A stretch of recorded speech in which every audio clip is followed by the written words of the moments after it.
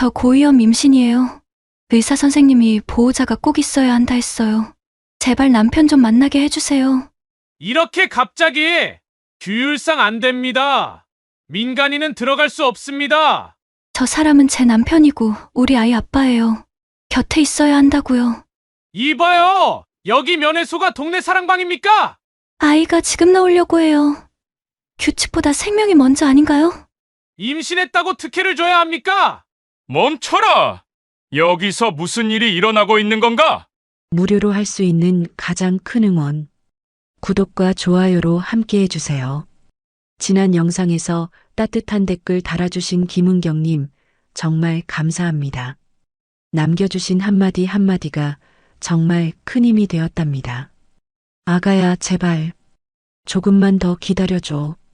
새벽 5시 침대에서 뒤척이며 중얼거린 이 말이 제 하루를 시작한 첫 마디였습니다. 9달째 접어든 배는 이제 숨쉬기조차 버거워졌고 평소 활발하던 아기의 태동은 어느 순간부터 잠잠해져 있었어요. 오히려 조용해진 아이의 움직임이 더욱 불안감을 가중시켰죠. 어젯밤에도 몇 번이나 깨어나 배를 쓰다듬으며 아기에게 말을 걸었습니다. 아가야, 괜찮지? 엄마가 너무 걱정이 돼서 그래. 선영의 손이 배 위를 부드럽게 어루만질 때마다 아기는 살짝살짝 반응을 보였지만 평소보다 약한 느낌이었습니다. 지난주 정기검진에서 의사 선생님이 심각한 표정으로 말씀하셨던 것이 계속 머릿속을 맴돌았습니다. 이선영 씨, 지금 상황이 생각보다 좋지 않습니다. 양수가 평균보다 적고 아기의 성장 속도도 조금 느린 편이에요. 무엇보다 태반 기능에 이상 징후가 보입니다. 의사의 말은 거기서 끝나지 않았습니다. 더욱 충격적인 이야기가 이어졌죠. 다음 주 화요일에 정밀 검사를 받으셔야 합니다. 상황에 따라서는 응급 제왕절개를 해야 할 수도 있어요. 보호자, 특히 남편분은 반드시 동반해 주세요. 중요한 의학적 결정을 내려야 할 상황이 올 수 있습니다. 선영은 그 순간 온몸에 소름이 돋았습니다. 의사의 표정에서 사태의 심각성을 읽을 수 있었거든요. 하지만 가장 큰 문제는 따로 있었습니다. 남편 박준영이 지금 면회가 금지된 상황이라는 것이었죠. 준영은 육군 2등병으로 입대한 지 1년 반이 지나 이제 상병이 되어 있었습니다. 평소 성실하고 책임감 강한 성격으로 부대에서도 인정받는 병사였는데 최근 갑자기 징계위원회에 회부되어 모든 외박과 면회가 중단된 상황이었습니다.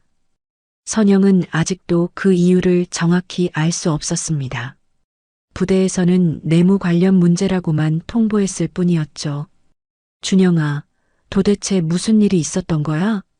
선영은 핸드폰을 들여다보며 몇 번이나 부대로 전화를 걸고 싶었지만 이미 여러 차례 거절당한 경험이 있어 주저했습니다. 부대 측에서는 징계 중인 병사는 어떤 형태의 연락도 금지라는 말만 반복할 뿐이었거든요. 시계를 보니 벌써 오전 6시가 넘어가고 있었습니다. 선영은 천천히 몸을 일으켜 부엌으로 향했습니다. 오늘은 반드시 남편을 만나야 했습니다. 의사 선생님의 말씀대로라면 화요일 검사에서 무슨 일이 일어날지 모르는 상황이었거든요. 아가야, 엄마가 아빠를 데려올 테니까 조금만 기다려줘. 선영은 정성스럽게 도시락을 준비하기 시작했습니다. 준영이 좋아하는 김치볶음밥에 계란 후라이를 올리고 멸치볶음과 시금치나물도 작은 반찬통에 담았습니다. 몸이 무거워 움직이기 힘들었지만 남편에게 줄 도시락을 만드는 일만큼은 포기할 수 없었습니다.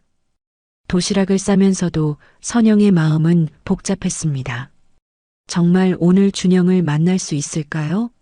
부대에서 또다시 면회를 거부한다면 어떻게 해야 할까요? 무엇보다 뱃속의 아기는 괜찮을까요? 오늘만큼은 꼭 만날 수 있게 해주세요. 선영은 간절한 마음으로 기도하며 도시락 포장을 마쳤습니다. 시계는 어느새 7시 반을 가리키고 있었고 부대 면회 시간까지는 2시간 반 정도 남아 있었습니다. 외출 준비를 하며 선영은 거울 속 자신의 모습을 바라봤습니다. 창백해진 얼굴과 초췌해진 모습이 한눈에 들어왔습니다. 임신 후기로 접어들면서 체중은 늘었지만 얼굴은 오히려 야위어 보였습니다. 특히 눈가에 다크서클이 깊어져 있었죠. 아기야, 엄마가 이런 모습이어도 아빠는 반가워할 거야. 선영은 천천히 화장을 했습니다. 준영이 좋아하는 연한 핑크색 립스틱을 발라보니 얼굴에 조금이나마 생기가 돌아 보였습니다. 임신 전에 즐겨 입던 원피스를 꺼내려다가 이미 배가 너무 불러 입을 수 없다는 것을 깨달았습니다. 결국 헐렁한 인부복을 선택할 수밖에 없었죠. 가방을 챙기면서 선영은 의사의 소견서와 진료 기록, 그리고 초음파 사진들을 꼼꼼히 확인했습니다. 혹시라도 부대에서 의학적 증빙을 요구할 수 있으니까요. 마지막으로 지갑에서 준영과 함께 찍은 결혼사진을 꺼내 한참 바라봤습니다. 준영아, 우리 꼭 다시 만나자. 집을 나서기 전 선영은 배에 손을 올리고 한 번 더 아기에게 말을 걸었습니다. 아가야, 오늘 아빠 얼굴 보러 가자. 엄마가 꼭 데려올 테니까 조금만 참아줘. 아기는 마치 엄마의 말을 알아듣기라도 하는 듯 살짝 움직였습니다. 선영은 그 작은 반응에 희망을 품고 집을 나섰습니다. 오늘은 이전과는 다른 절박함이 있었습니다. 단순히 남편이 보고 싶어서가 아니라 곧 태어날 아기의 생명이 달린 문제였으니까요. 버스 정류장으로 걸어가는 동안 선영의 마음은 두근거렸습니다. 설렘보다는 불안감이 더 컸지만 그래도 희망을 놓을 수는 없었습니다. 오늘은 반드시 준영을 만나야 했습니다. 버스를 기다리는 동안 선영은 핸드폰으로 산부인과에서 받은 검사 결과를 다시 한번 확인했습니다. 양수 과소증, 태아 발육 지연, 태반 기능 부전 의심이라는 무서운 단어들이 적혀 있었습니다. 의학 용어는 잘 모르지만 의사 선생님의 심각한 표정만으로도 상황의 위급함을 충분히 느낄 수 있었습니다. 정말 위험한 거구나. 선영은 배를 쓰다듬으며 속으로 중얼거렸습니다. 만약 준영을 만날 수 없다면 혼자서 이 모든 것을 감당해야 하는 걸까요? 의사가 응급 상황이라고 판단하면 혼자서 결정해야 하는 걸까요? 버스가 도착했습니다. 선영은 조심스럽게 버스에 올라타며 부대까지의 거리를 생각했습니다. 1시간 반 정도 걸릴 예정이었습니다. 창가 자리에 앉아 흘러가는 풍경을 바라보며 선영은 또다시 기도했습니다. 제발 오늘은 만날 수 있게 해주세요. 우리 아기를 위해서라도. 부대가 있는 지역으로 향하는 버스 안에서 선영은 마음속으로 시뮬레이션을 해봤습니다. 부대 위병소에 도착하면 어떻게 말해야 할까요? 지난번처럼 무조건 거절당하면 어떻게 해야 할까요? 의사 소견서를 보여줘도 소용없다면? 이번에는 다를 거야. 아기의 생명이 달린 문제라고 하면 분명 이해해 줄 거야. 선영은 스스로를 다독이며 창밖을 바라봤습니다. 오늘 하루가 앞으로 자신과 아기의 운명을 결정할 중요한 날이 될 것 같은 예감이 들었습니다. 오전 10시 선영은 마침내 부대 정문 앞에 도착했습니다.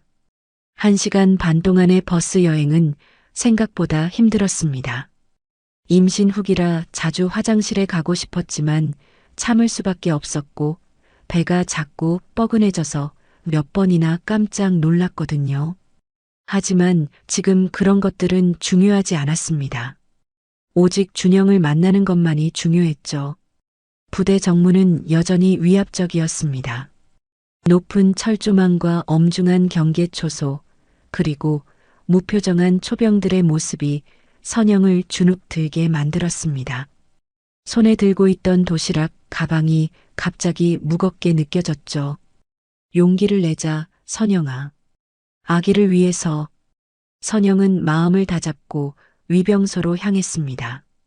위병소 안에는 2명의 초병이 근무하고 있었는데 한 명은 젊어 보이는 일병이었고 다른 한 명은 나이가 좀 더 들어 보이는 병장이었습니다. 선영이 다가가자 병장이 차가운 눈빛으로 선영을 쳐다봤습니다. 면회 오셨습니까? 병장의 목소리에는 온기라고는 찾아볼 수 없었습니다. 마치 기계처럼 무미건조한 톤이었죠. 선영은 가슴이 두근거리며 대답했습니다. 네, 박준영 상병 면회 왔습니다. 신분증 주세요. 선영은 떨리는 손으로 신분증을 건네주었습니다. 병장은 신분증을 받아 컴퓨터로 뭔가를 확인하기 시작했습니다. 그 과정이 평소보다 오래 걸리는 것 같아 선영은 더욱 불안해졌죠. 박준영 상병 맞죠? 네, 맞습니다. 병장은 컴퓨터 화면을 한동안 응시하더니 고개를 들었습니다. 표정이 더욱 차가워져 있었죠. 박준영 상병은 현재 징계위원회에 회부된 상태로 모든 면회가 금지되어 있습니다. 그 순간 선영의 머릿속이 하얘졌습니다. 예상했던 말이었지만 직접 듣고 나니 천길 낭떠러지로 떨어지는 기분이었죠. 그런데요, 저 정말 급한 일이 있어서 왔어요. 병원에서 규정입니다. 징계 중인 병사는 어떤 이유로든 면회할 수 없습니다. 병장의 말투는 한층 더 단호해졌습니다. 마치 벽을 쌓은 것처럼 차단적이었죠. 선영은 가방에서 의사소견서를 꺼내며 간절히 호소했습니다. 제발 이것 좀 봐주세요. 저 고위험 임신이에요. 선영의 목소리가 떨렸습니다. 병장은 서류를 받아보지도 않고 고개를 저었습니다. 규정은 규정입니다. 의학적 문제가 있으시면 199에 신고하시거나 병원에 가세요. 지금 병원에서 남편이 꼭 와야 한다고 했어요. 아기가 위험할 수도 있다고 했다고요. 선영의 목소리가 점점 높아졌습니다. 절망감이 밀려오면서 이성을 잃어가고 있었죠.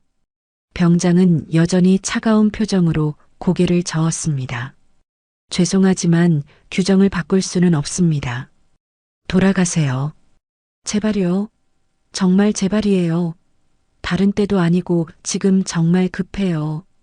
선영이 울먹이며 애원했지만 병장의 태도는 변하지 않았습니다.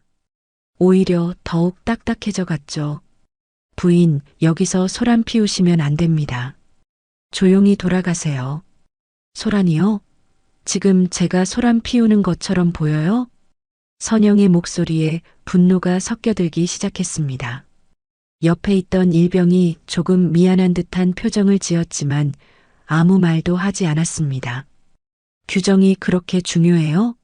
사람 목숨보다요? 부인, 군대는 규정으로 돌아가는 곳입니다. 개인적인 사정으로 규정을 어길 수는 없어요.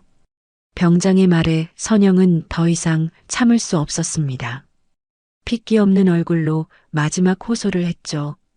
아기가 죽을 수도 있어요. 정말로요. 의사가 그랬어요. 남편이 없으면 큰일 날 수도 있다고. 그럼 혼자 가세요.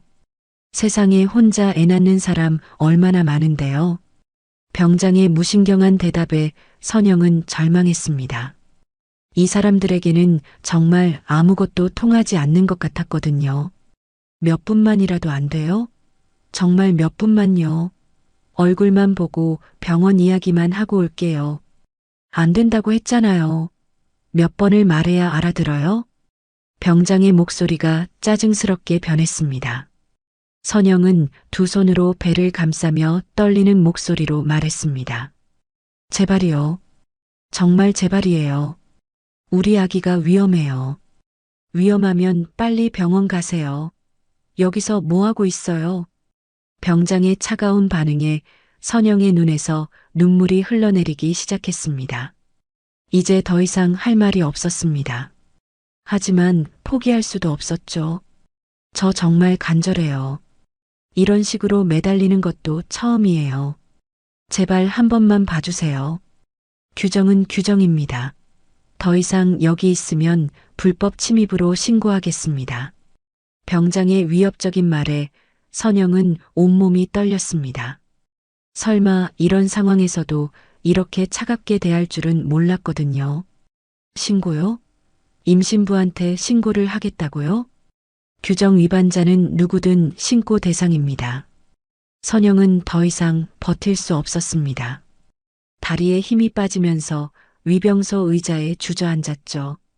배에서는 묵직한 통증이 느껴지기 시작했습니다. 아가야, 미안해. 엄마가 아빠를 데려올 수 없을 것 같아. 선영이 배를 쓰다듬으며 중얼거리자 일병이 조금 불안한 표정을 지었습니다. 하지만 병장은 여전히 냉정했죠. 부인, 여기서 계속 이러시면 정말 문제가 될 수 있어요. 조용히 돌아가세요. 어디로 돌아가요? 집으로 돌아가서 혼자 아기 낳으라고요? 선영의 절규에 가까운 외침이 위병소에 울려 퍼졌습니다. 그 순간 배에서 느껴지는 통증이 더욱 심해졌고 선영의 얼굴은 더욱 창백해져 갔습니다. 선영은 가방에서 떨리는 손으로 의사소견서를 꺼내 들었습니다. 눈물이 흐르는 얼굴로 병장 앞에 서류를 내밀며 간절히 호소했죠. 제발 이것만 봐주세요. 의사 선생님이 직접 써주신 거예요. 의사소견서에는 빼곡하게 의학 용어들이 적혀 있었습니다. 양수가소증, 태아발육지연, 태반기능부전 의심이라는 무서운 단어들이 눈에 띄었죠. 하지만 병장은 서류를 받아보지도 않고 고개를 저었습니다. 서류가 뭐든 상관없어요. 규정은 규정입니다. 규정이요? 사람 목숨이 규정보다 중요하지 않나요? 선영의 목소리가 떨렸습니다. 배에서 느껴지는 통증이 점점 심해지고 있었거든요. 병장은 여전히 차가운 표정으로 대답했습니다. 군대에서는 규정이 가장 중요합니다. 개인 사정으로 규정을 바꿀 수는 없어요.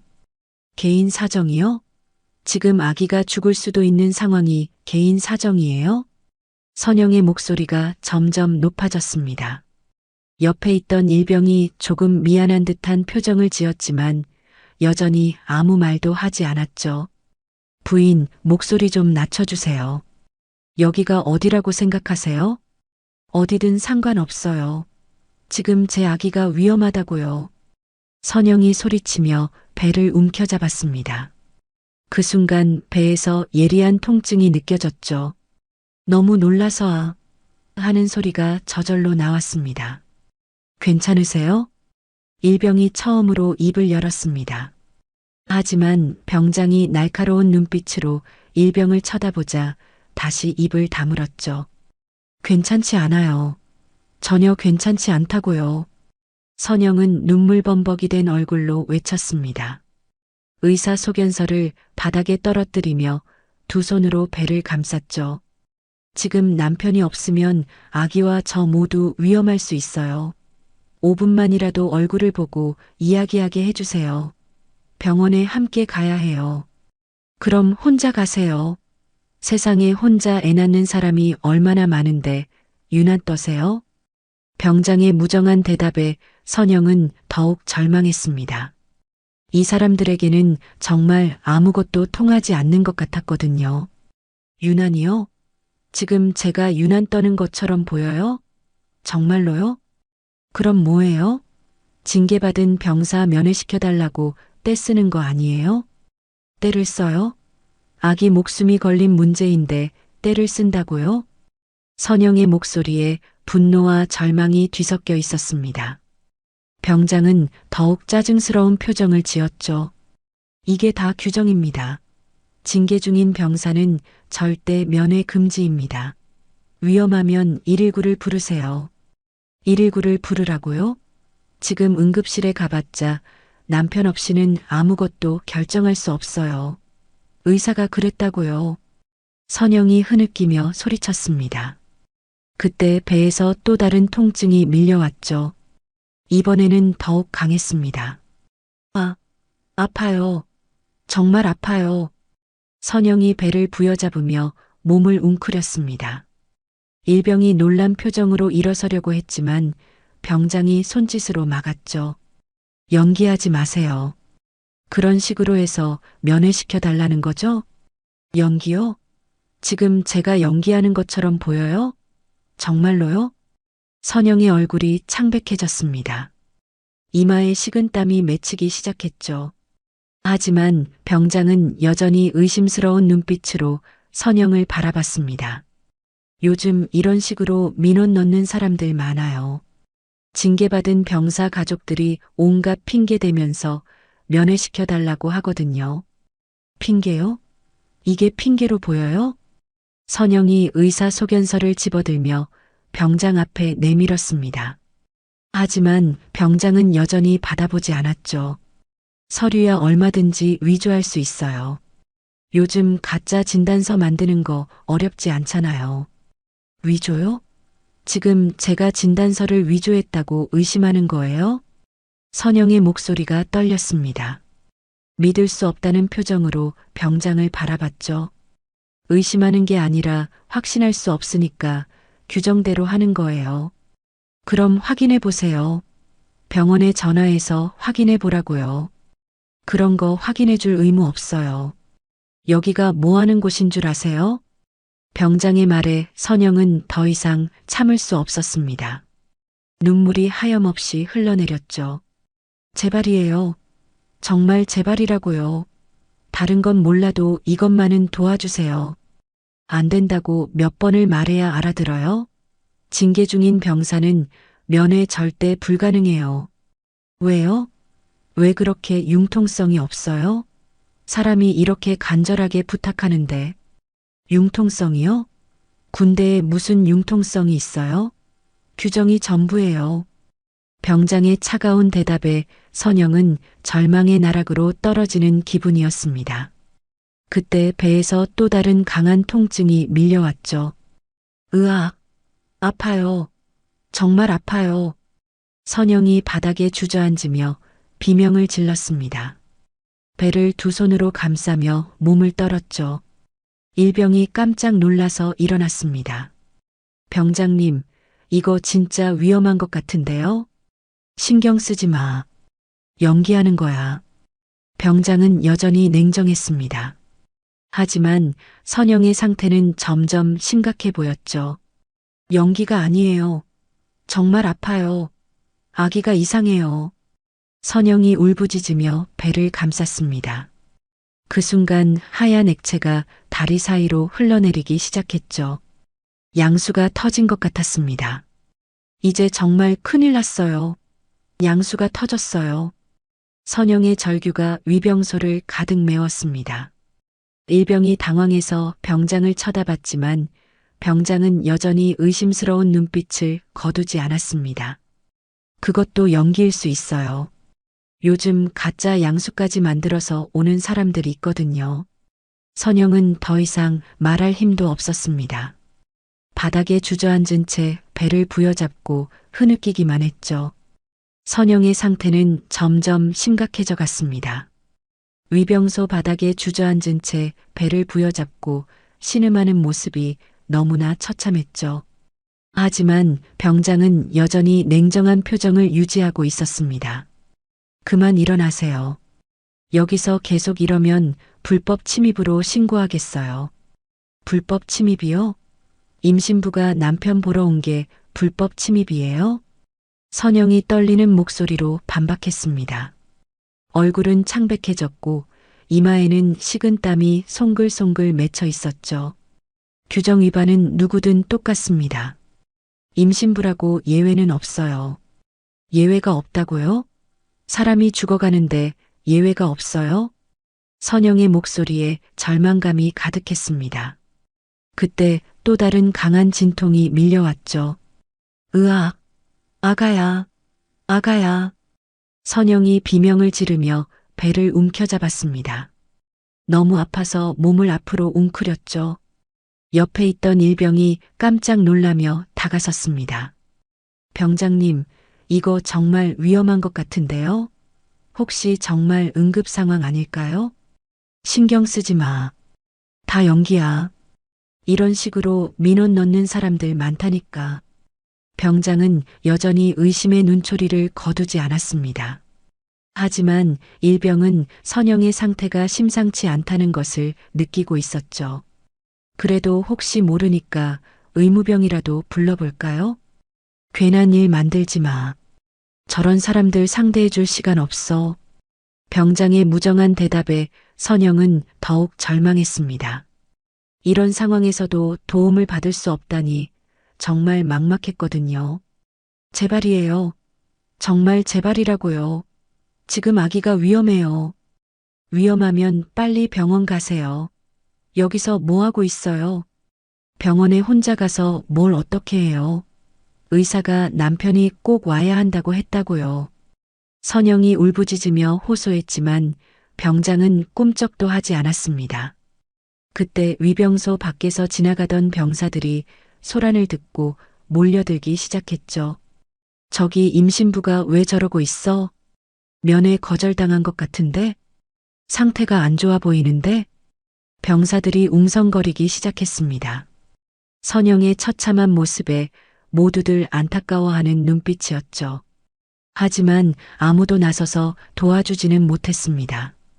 여러분, 제발 도와주세요. 제 남편 박준영 상병 좀 불러주세요. 선영이 위병소 밖 병사들을 향해 간절히 외쳤습니다. 병사들은 동정어린 표정을 지었지만 어쩔 줄 몰라 했죠. 저기, 우리가 뭘 어떻게 해줘야 할지. 징계받은 병사는 우리도 어쩔 수 없어요. 병사들의 무력한 대답에 선영은 더욱 절망했습니다. 그때 배에서 예리한 통증이 또다시 밀려왔죠.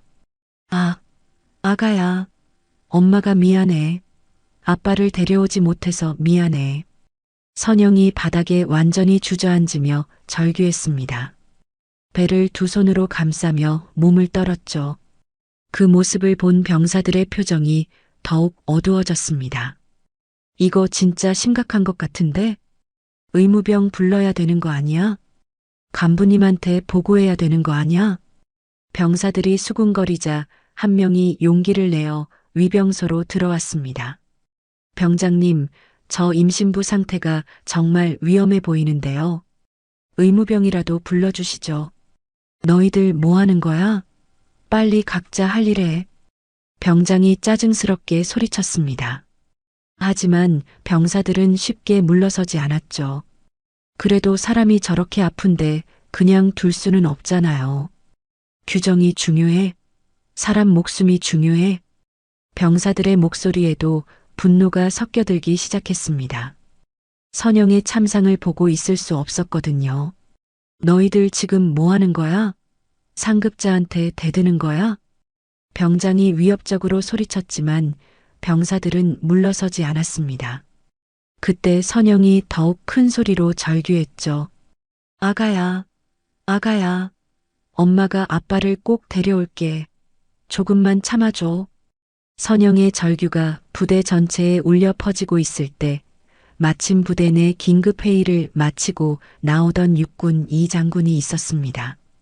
두 개의 별이 달린 계급장을 차고 있는 이 장군은 30년 넘게 군복무를 해온 베테랑이었죠. 평소 원칙을 중시하지만 인간적인 따뜻함도 잃지 않은 지휘관으로 유명했습니다. 아가야, 엄마가 미안해.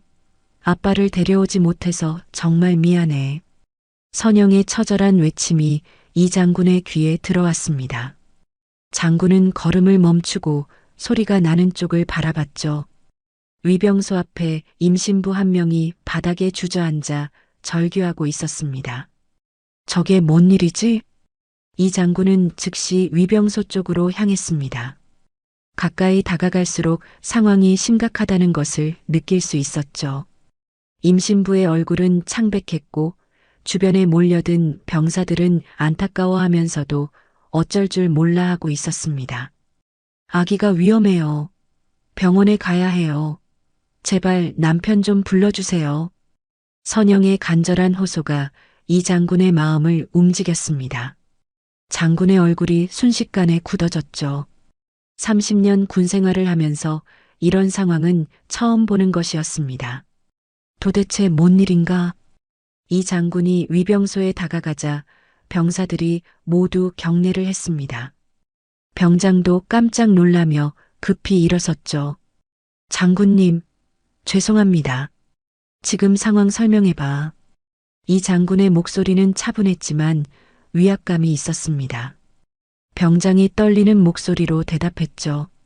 저 징계 중인 병사의 면회를 요청하셔서 규정상 거절했습니다. 규정상 거절? 저 임신부가 왜 저렇게 아픈데?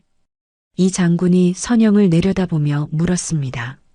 선영은 여전히 배를 부여잡고 신음하고 있었죠. 그건 잘 모르겠습니다. 잘 모른다고? 저 상태를 보고도 잘 모른다고 하는 거야? 이 장군의 목소리에 분노가 섞여들기 시작했습니다. 병장이 더욱 당황했죠. 저희는 규정대로 했을 뿐입니다. 규정대로? 규정이 사람 목숨보다 중요한가? 이 장군의 날카로운 질문에 병장은 아무 말도 할 수 없었습니다. 그때 선영이 이 장군을 올려다봤죠. 장군님, 제발 도와주세요. 제 아기가 위험해요.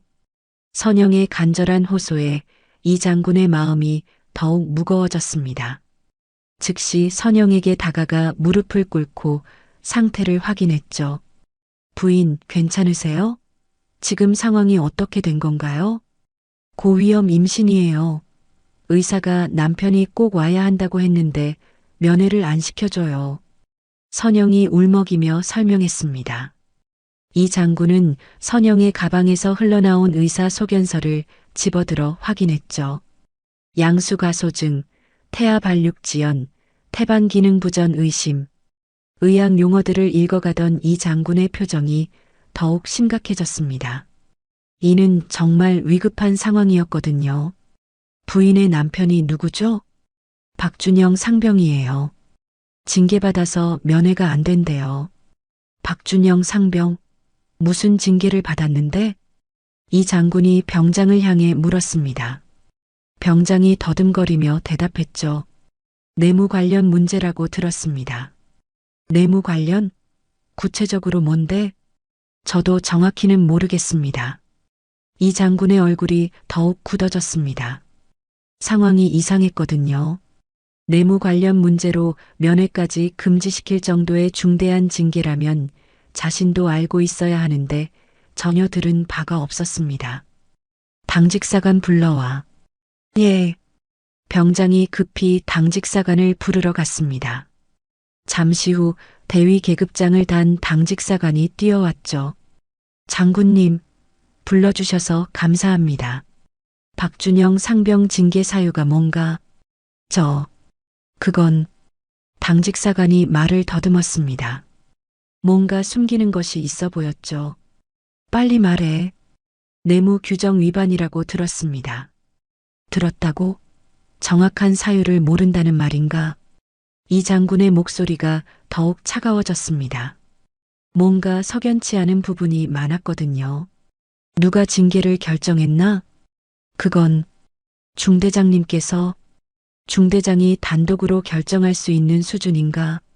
이 장군의 날카로운 추궁에 당직사관은 땀을 흘리기 시작했습니다. 사실은 대대장님의 지시라고 들었습니다. 대대장 지시? 무슨 내용인데 그렇게까지? 이 장군이 더욱 의심스러운 표정을 지었습니다.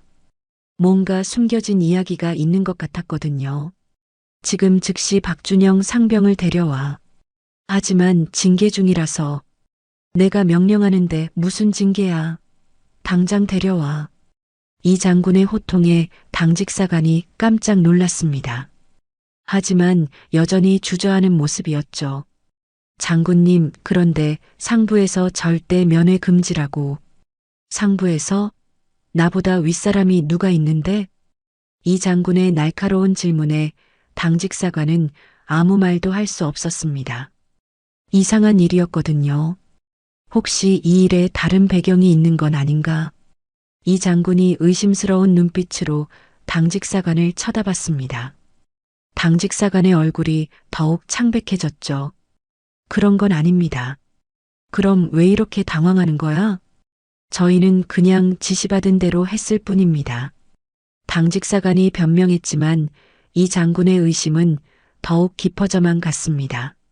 지금 당장 박준영 상병 데려오지 않으면 너부터 징계받을 줄 알아. 예, 알겠습니다. 당직사관이 급히 부대 안으로 뛰어갔습니다. 이 장군은 다시 선영에게 다가가 상태를 확인했죠. 부인, 의무병 부르겠습니다. 일단 응급처치부터 받으세요. 감사합니다, 장군님. 정말 감사합니다. 선영이 눈물을 흘리며 고마워했습니다. 그때 의무병이 뛰어와 선영의 상태를 확인하기 시작했죠. 혈압이 많이 높아져 있습니다. 맥박도 불규칙하고요. 즉시 병원으로 이송해야 할 것 같습니다. 의무병의 말에 이 장군은 더욱 심각한 표정을 지었습니다. 구급차 불러. 지금 당장? 예. 그때 박준영 상병이 당직사관과 함께 뛰어왔습니다. 선영을 보자마자 눈물을 터뜨렸죠. 선영아, 괜찮아? 왜 이렇게 됐어? 준영아, 드디어 만났네. 아기가 위험해. 병원에 가야 해. 부부가 서로 껴안으며 눈물을 흘렸습니다. 이 장군은 그 모습을 지켜보며 분노를 삼키고 있었죠. 박준영 상병, 징계 사유가 정확히 뭔가? 장군님, 저는 아무것도 하지 않았습니다. 갑자기 징계받는다고 해서. 준영의 당황스러운 대답에 이 장군의 의심은 확신으로 변했습니다. 뭔가 조작된 게 있구나. 이 장군의 차가운 중얼거림에 주변 간부들이 모두 긴장했습니다. 뭔가 큰일이 일어날 것 같은 예감이 들었거든요. 도대체 누가 이런 일을 만든 건가? 임신부와 아기의 생명을 가지고 장난치는 놈이 누구야? 이 장군의 분노가 폭발하기 직전이었습니다. 이 장군의 분노는 이제 폭발 직전이었습니다. 30년 군 생활을 하면서 이렇게 분노를 느낀 적은 없었거든요. 국민의 생명을 외면하고 규정만 앞세우는 부하들의 모습에 실망감이 극에 달했습니다. 군인이 국민의 생명을 외면하고 규정 타령이나 한단 말인가. 이 장군의 호통이 부대 전체에 울려 퍼졌습니다. 주변에 있던 모든 병사와 간부들이 얼어붙었죠. 장군의 분노를 이렇게 직접 본 사람은 아무도 없었거든요. 이런 식으로 지휘하면 계급장을 달 자격이 없다. 이 장군이 당직사관과 위병소 병장을 번갈아 쳐다보며 소리쳤습니다. 두 사람 모두 얼굴이 새하얗게 질렸죠. 준영 상병의 면회를 막은 경위와 징계 사유를 당장 보고해. 그건 당직사관이 말을 더듬었습니다.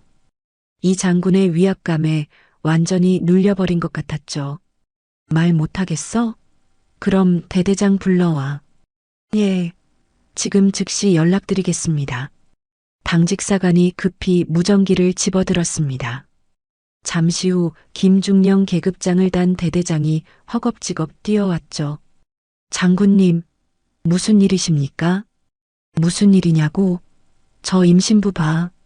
이 장군이 여전히 바닥에 앉아 신음하고 있는 선영을 가리켰습니다. 의무병이 응급처치를 하고 있었지만 상태는 여전히 심각해 보였죠. 박준영 상병을 왜 징계했나? 그건 내무 규정 위반으로.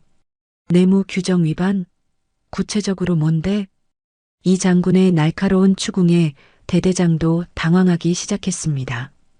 병영 내 규율 위반 사항이 있어서. 규율 위반? 어떤 규율을 위반했는데? 그게 사실은. 대대장이 말을 더듬자 이 장군의 분노가 더욱 커졌습니다.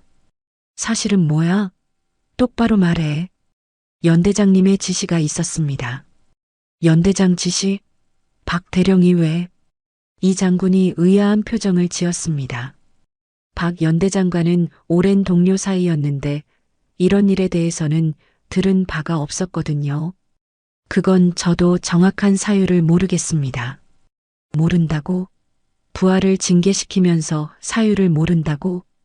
이 장군의 목소리가 더욱 차가워졌습니다. 뭔가 심각한 문제가 숨어 있다는 것을 직감했죠. 박 연대장 당장 불러와.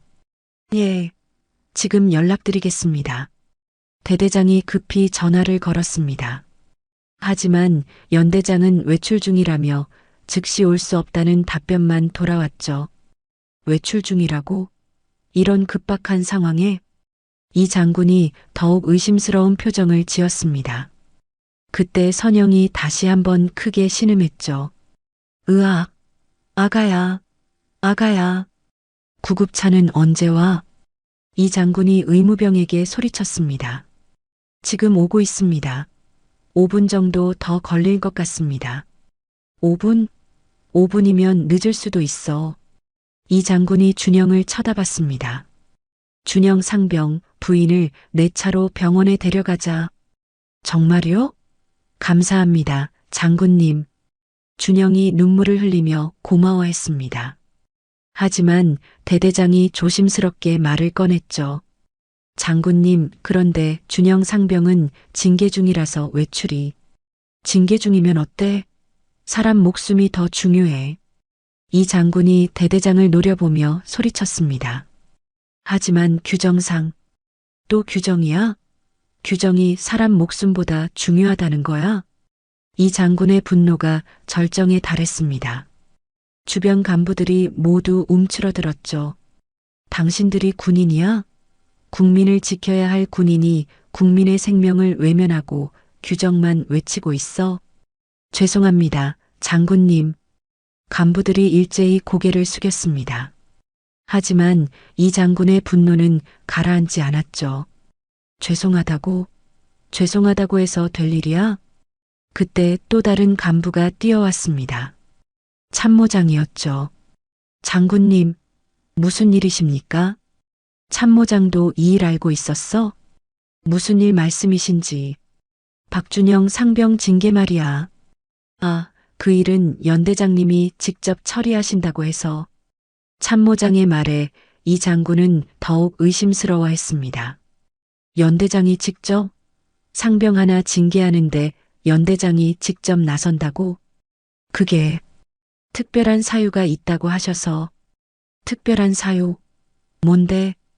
저도 정확히는. 참모장도 말을 흐렸습니다. 이 장군은 이제 확신했죠. 뭔가 숨겨진 이야기가 분명히 있다는 것을요. 다들 뭔가 숨기고 있구나. 이 장군의 날카로운 지적에 간부들이 모두 당황했습니다. 그런 게 아닙니다. 그럼 뭐야? 왜 아무도 정확한 사유를 말하지 못하는 거야? 이 장군이 간부들을 하나씩 노려보며 소리쳤습니다. 혹시 이 징계가 조작된 거야? 조작이라니요. 대대장이 깜짝 놀라며 부인했습니다. 하지만 이 장군의 의심은 더욱 깊어져만 갔죠. 그럼 증거를 보여줘. 징계 관련 서류 전부. 지금 당장은 뭐야? 서류도 없이 징계했다는 거야? 이 장군의 추궁에 간부들은 아무 말도 할 수 없었습니다. 이게 군대야? 국민의 세금으로 먹고 사는 군인들이 이런 식으로 행동해도 되는 거야? 이 장군의 절규에 가까운 외침이 부대 전체를 흔들었습니다. 지금 당장 모든 관련자들 소집해. 이 일의 진상을 반드시 밝혀내겠어. 예, 알겠습니다. 간부들이 일제히 대답했지만 목소리는 떨리고 있었습니다. 뭔가 큰 폭풍이 몰아칠 것 같은 예감이 들었거든요. 그리고 지금 당장 선영 씨를 병원으로 모셔가겠어. 준영 상병도 함께. 예. 이 장군의 명령에 모든 사람들이 움직이기 시작했습니다. 하지만 장군의 마음속에는 분노와 함께 의심이 더욱 커져가고 있었죠. 이 사건 뒤에는 분명 더 큰 진실이 숨어 있을 것 같았거든요. 이 장군의 특별감찰 명령이 떨어지자 부대 전체가 발칵 뒤집혔습니다. 선영과 준영이 병원으로 이송된 후 장군은 즉시 모든 관련 간부들을 소집했죠. 회의실에는 긴장감이 팽팽하게 흘렀습니다. 박준영 상병 징계 관련 서류 전부 가져와. 이 장군의 명령에 행정병이 서류 뭉치를 들고 들어왔습니다. 장군이 서류들을 하나씩 검토하기 시작했죠.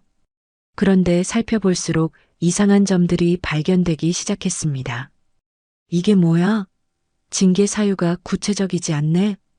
그게 급하게 처리하다 보니 참모장이 변명했지만 이 장군의 표정은 더욱 굳어져만 갔습니다. 급하게 병사 하나 징계하는데 뭐가 그렇게 급해? 연대장님께서 빨리 처리하라고 하셔서.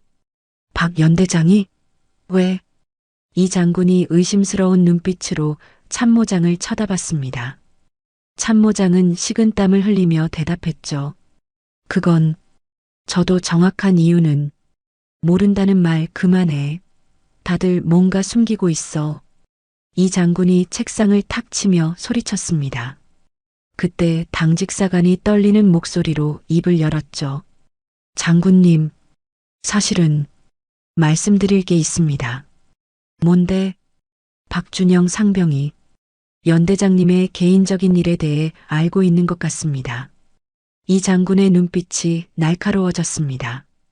드디어 진실의 실마리가 보이기 시작했거든요. 개인적인 일? 무슨 일이야? 그게 부대 공사 관련해서. 당직사관이 말을 흐렸습니다. 이 장군은 더욱 추궁했죠. 공사 관련? 뭔 공사 말이야? 부대 내 시설 공사를 하면서 특정 업체와 부적절한 관계가. 부적절한 관계라고? 구체적으로 말해. 이 장군의 호통에 당직사관이 완전히 위축되었습니다. 리베이트를 받으신 것 같습니다. 리베이트? 박 연대장이? 이 장군이 충격을 받은 표정을 지었습니다. 오랜 동료가 그런 일을 저질렀다니 믿을 수 없었거든요. 그래서 박준영 상병을 징계한 거야? 임마금용으로? 박준영 상병이 공사 현장에서 근무하면서 뭔가 수상한 것을 본 것 같다고. 당직사관의 말에 이 장군은 분노가 치밀어 올랐습니다. 그래서 애면회까지 막은 거야? 임신부가 저렇게 고생하는데? 연대장님이 절대 면회시키지 말라고 하셔서. 절대 면회 금지. 왜? 혹시 박준영 상병이 가족들에게 뭔가 이야기할까봐. 이 장군은 이제 모든 것을 이해했습니다. 비리를 은폐하기 위해 무고한 병사를 징계하고 임신부와 아기의 생명까지 위험에 빠뜨린 것이었죠. 이런 개 같은 놈들이. 이 장군이 욕설을 내뱉으며 일어섰습니다. 30년 군 생활에서 이렇게 분노한 적은 없었거든요. 당장 박 연대장 체포해. 체포라니요? 참모장이 깜짝 놀랐습니다. 체포야. 부정부패에 무고한 병사 징계, 임신부 생명 위험까지. 이런 놈이 군인이야? 이 장군의 분노가 폭발했습니다. 그때 문이 열리며 박 연대장이 들어왔죠. 장군님, 무슨 일로 그러시는지. 박 연대장, 당신 지금 뭔 짓 한 건지 알아? 이 장군이 박 연대장을 노려보며 소리쳤습니다. 박 연대장의 얼굴이 창백해졌죠. 무슨 말씀이신지. 무슨 말씀이냐고? 공사 리베이트 받고 박준영 상병 임마금용으로 징계한 거. 박 연대장이 당황하며 부인하려 했습니다. 그런 건 아닙니다. 아니라고? 그럼 증거 보여줄까? 이 장군이 서류를 박 연대장 앞에 던졌습니다. 공사업체와 주고받은 돈 다 조사해봤어. 2천만 원이나 받았더라. 박 연대장의 얼굴이 새하얗게 질렸습니다. 더 이상 부인할 수 없는 상황이었거든요. 그래서 박준영 상병을 징계한 거지. 입 다물게 하려고. 장군님, 그것도 모자라서 애아빠 면회까지 막았어. 임신부가 생명이 위험한데도. 이 장군의 분노가 절정에 달했습니다. 당신들 때문에 아기가 죽을 뻔했어. 이게 군인이 할 짓이야? 죄송합니다. 박 연대장이 고개를 숙였지만 이미 때는 늦었습니다. 죄송하다고 해서 될 일이야? 이 장군이 주변 간부들을 쳐다봤습니다. 당신들도 다 알고 있었지? 그래서 아무도 도와주지 않은 거야. 간부들이 모두 고개를 숙였습니다. 변명할 여지가 없었거든요. 참모장, 당신도 알고 있었으면서 왜 막지 않았어? 저는 상급자 명령이라서. 상급자 명령이면 사람 죽여도 돼?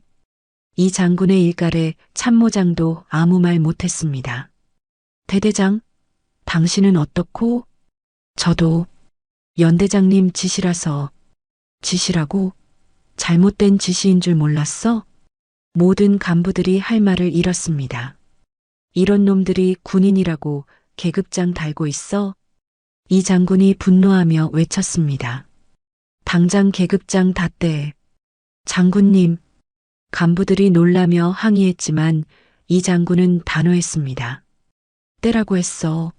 당신들 군인 자격 없어. 하지만은 무슨, 국민의 생명을 외면하고 비리나 저지르는 놈들이 무슨 군인이야. 이 장군의 호통에 간부들은 어쩔 수 없이 계급장을 떼기 시작했습니다. 박 연대장, 당신부터. 박 연대장이 떨리는 손으로 대령 계급장을 뗐습니다. 이어서 참모장과 대대장도 계급장을 떼었죠. 이제야 정신 차리겠어? 이 장군이 차가운 목소리로 말했습니다. 앞으로 이런 일 또 생기면 군대 자체를 해체시켜버릴 거야. 모든 간부들이 벌벌 떨며 고개를 숙였습니다. 이제 진짜 큰일이 났다는 것을 깨달았거든요. 모든 진실이 밝혀지고 부당하게 면회를 거부했던 간부들이 엄중한 처벌을 받은 후 이 장군은 즉시 병원으로 향했습니다. 선영과 준영의 상태가 궁금했거든요. 병원에 도착했을 때 응급실에서는 의료진들이 분주하게 움직이고 있었습니다. 의사 선생님, 환자 상태는 어떻습니까? 이 장군이 담당 의사에게 다가가 물었습니다. 의사는 다행스럽다는 표정을 지었죠. 다행히 시간 내에 도착해서 큰 문제는 없을 것 같습니다. 하지만 응급 제왕절개를 해야 할 상황입니다. 응급 제왕절개요? 네, 더 이상 기다리면 산모와 아기 모두 위험할 수 있습니다. 의사의 말에 이 장군은 마음이 무거워졌습니다. 만약 자신이 나타나지 않았다면 정말 큰일이 날 뻔했거든요. 수술 준비는 다 됐나요? 네, 지금 수술실로 들어가려고 합니다. 보호자 동의서에 사인만 하면 됩니다. 준영이 떨리는 손으로 동의서에 사인을 했습니다. 눈물이 계속 흘러내렸죠. 선영아, 괜찮을 거야. 우리 아기도 건강하게 태어날 거야. 준영아, 고마워. 정말 고마워. 선영이 수술실로 들어가기 전 준영의 손을 꼭 잡았습니다. 이 장군도 두 사람의 모습을 지켜보며 마음이 찡했죠. 부인, 걱정하지 마세요. 최고의 의료진이 담당할 테니까요. 감사합니다, 장군님. 정말 감사합니다. 선영이 눈물을 흘리며 고마워했습니다. 이 장군 덕분에 이렇게 시간 내에 병원에 올 수 있었거든요. 수술이 시작되고 2시간이 지났습니다. 준영은 수술실 앞에서 계속 왔다 갔다 하며 불안해했죠. 이 장군도 함께 기다리며 준영을 위로했습니다. 준영 상병, 너무 걱정하지 마. 다 잘 될 거야. 장군님, 제가 정말 죄송합니다. 이런 일로 고생시켜드려서. 무슨 소리야? 당연한 일을 했을 뿐이야.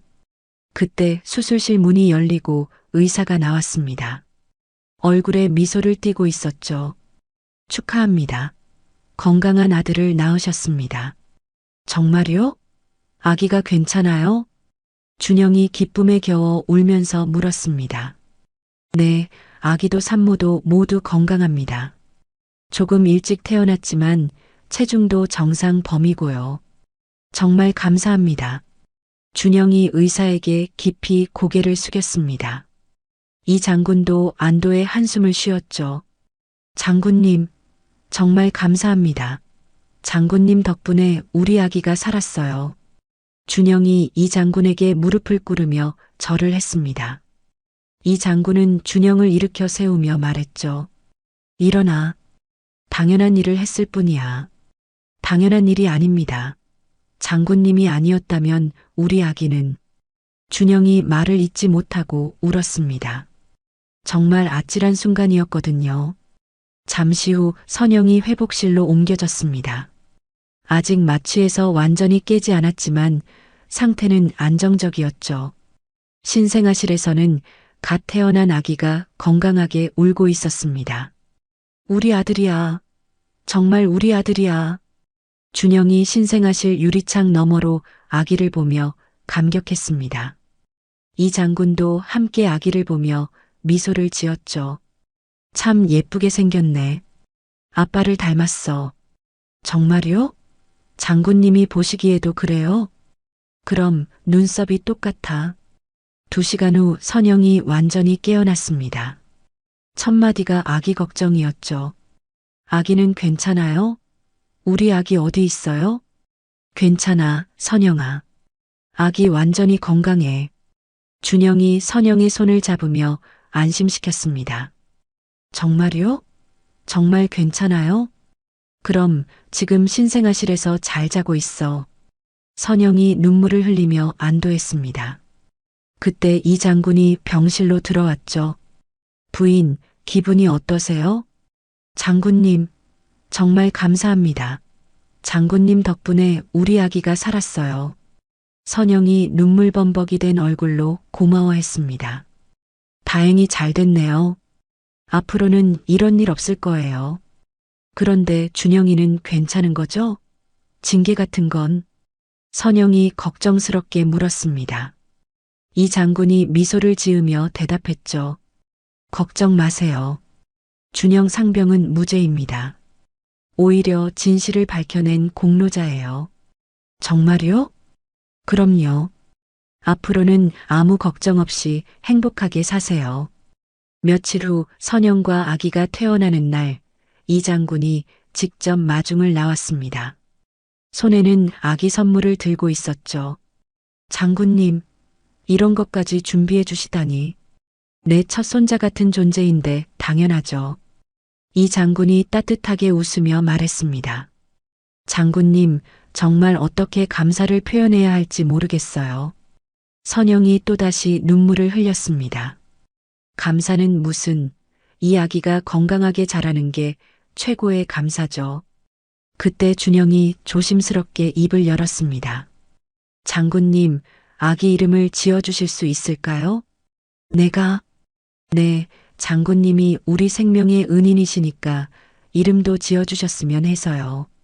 이 장군이 잠시 생각하더니 말했습니다. 정이라는 이름은 어때요? 박정희. 정이요? 네, 이 아이가 자라서 정의로운 사람이 되길 바라는 마음으로요. 좋은 이름이네요. 박정희. 우리 아들 이름이야. 준영이 기뻐하며 말했습니다. 이후 이 사건은 군 내부에 큰 교훈이 되었습니다. 규정보다 인간의 생명이 소중하다는 것을, 그리고 진정한 군인은 국민을 지키는 사람이라는 것을 모두가 깨달았죠.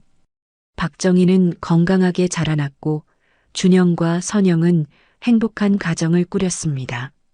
그리고 이 장군은 평생 이들 가족의 든든한 후원자가 되어 주었죠. 아빠, 이 장군 할아버지는 누구예요? 몇 년 후 자란 정희가 물었을 때 준영은 이렇게 대답했습니다. 우리 가족의 생명을 구해주신 진짜 영웅이야.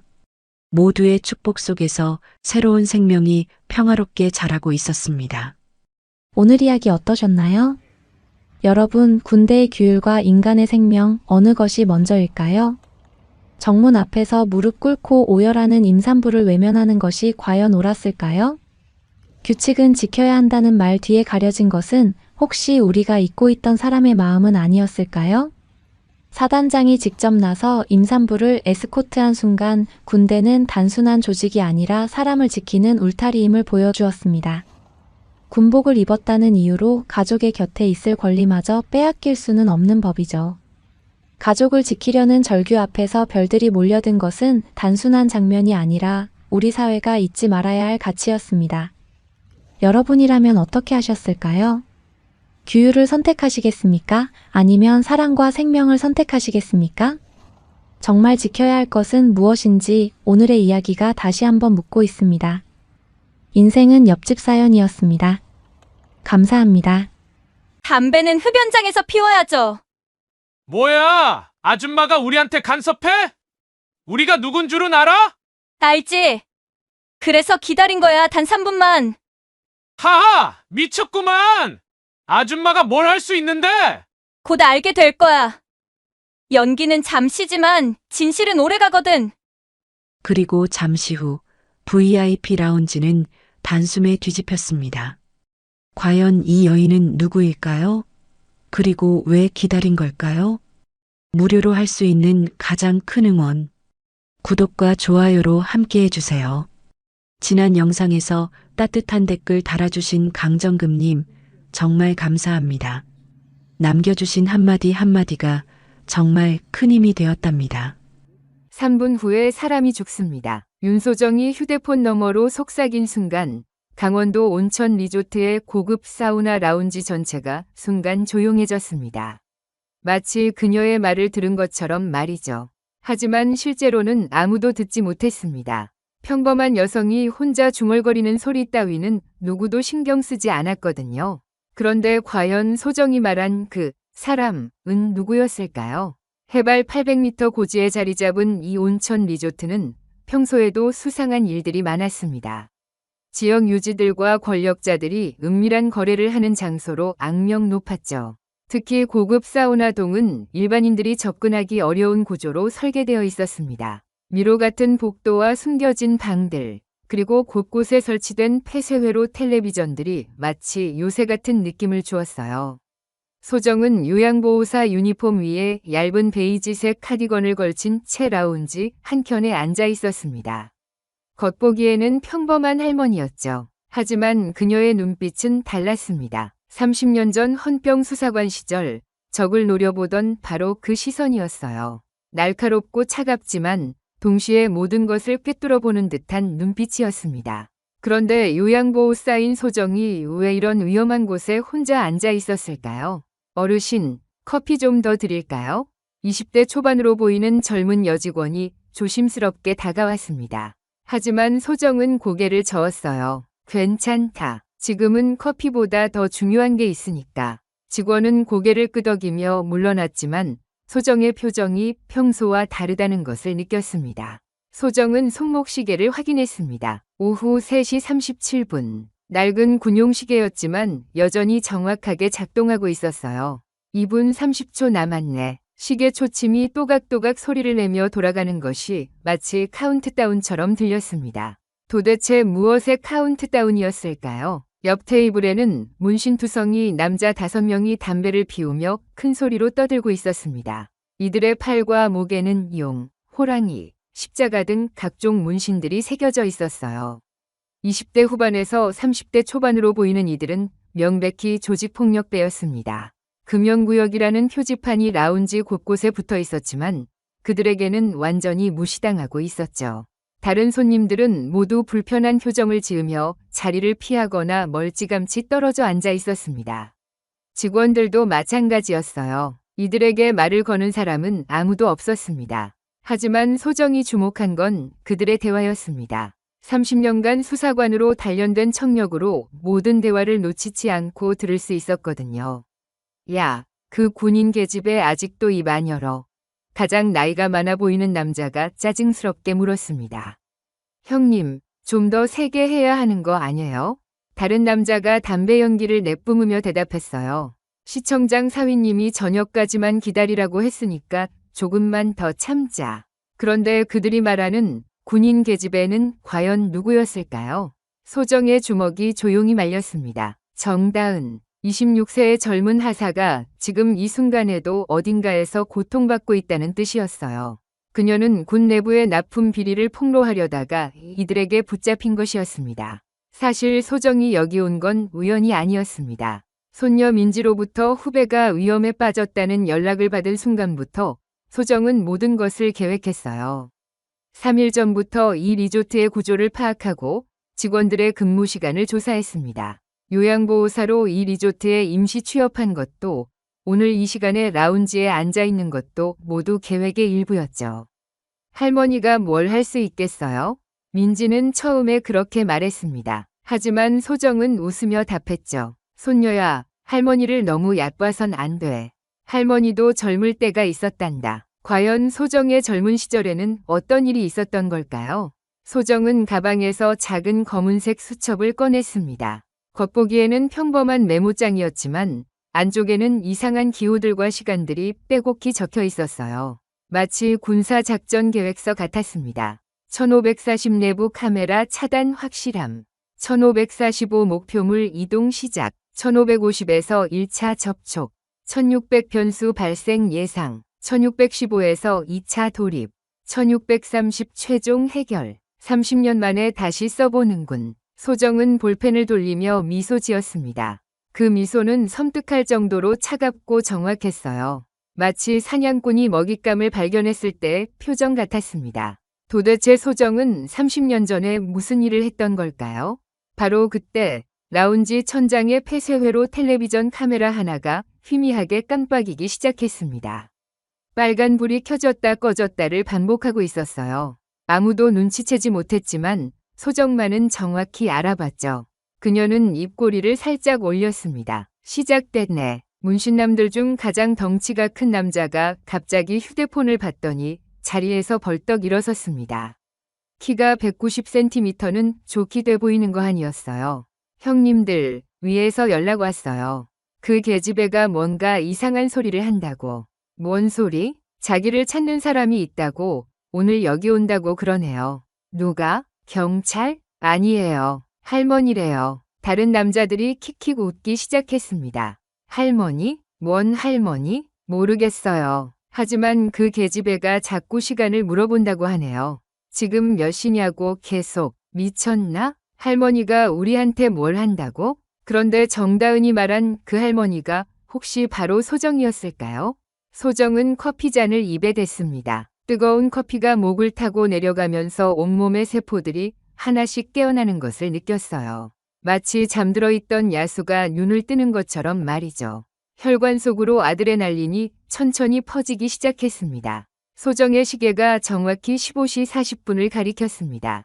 동시에 라운지 구석의 카메라 빨간 불이 완전히 꺼져버렸어요. 다른 손님들은 눈치채지 못했지만 소정은 정확히 알고 있었습니다. 계획대로 진행되고 있다는 뜻이었죠. 과연 소정은 어떤 계획을 세웠던 걸까요?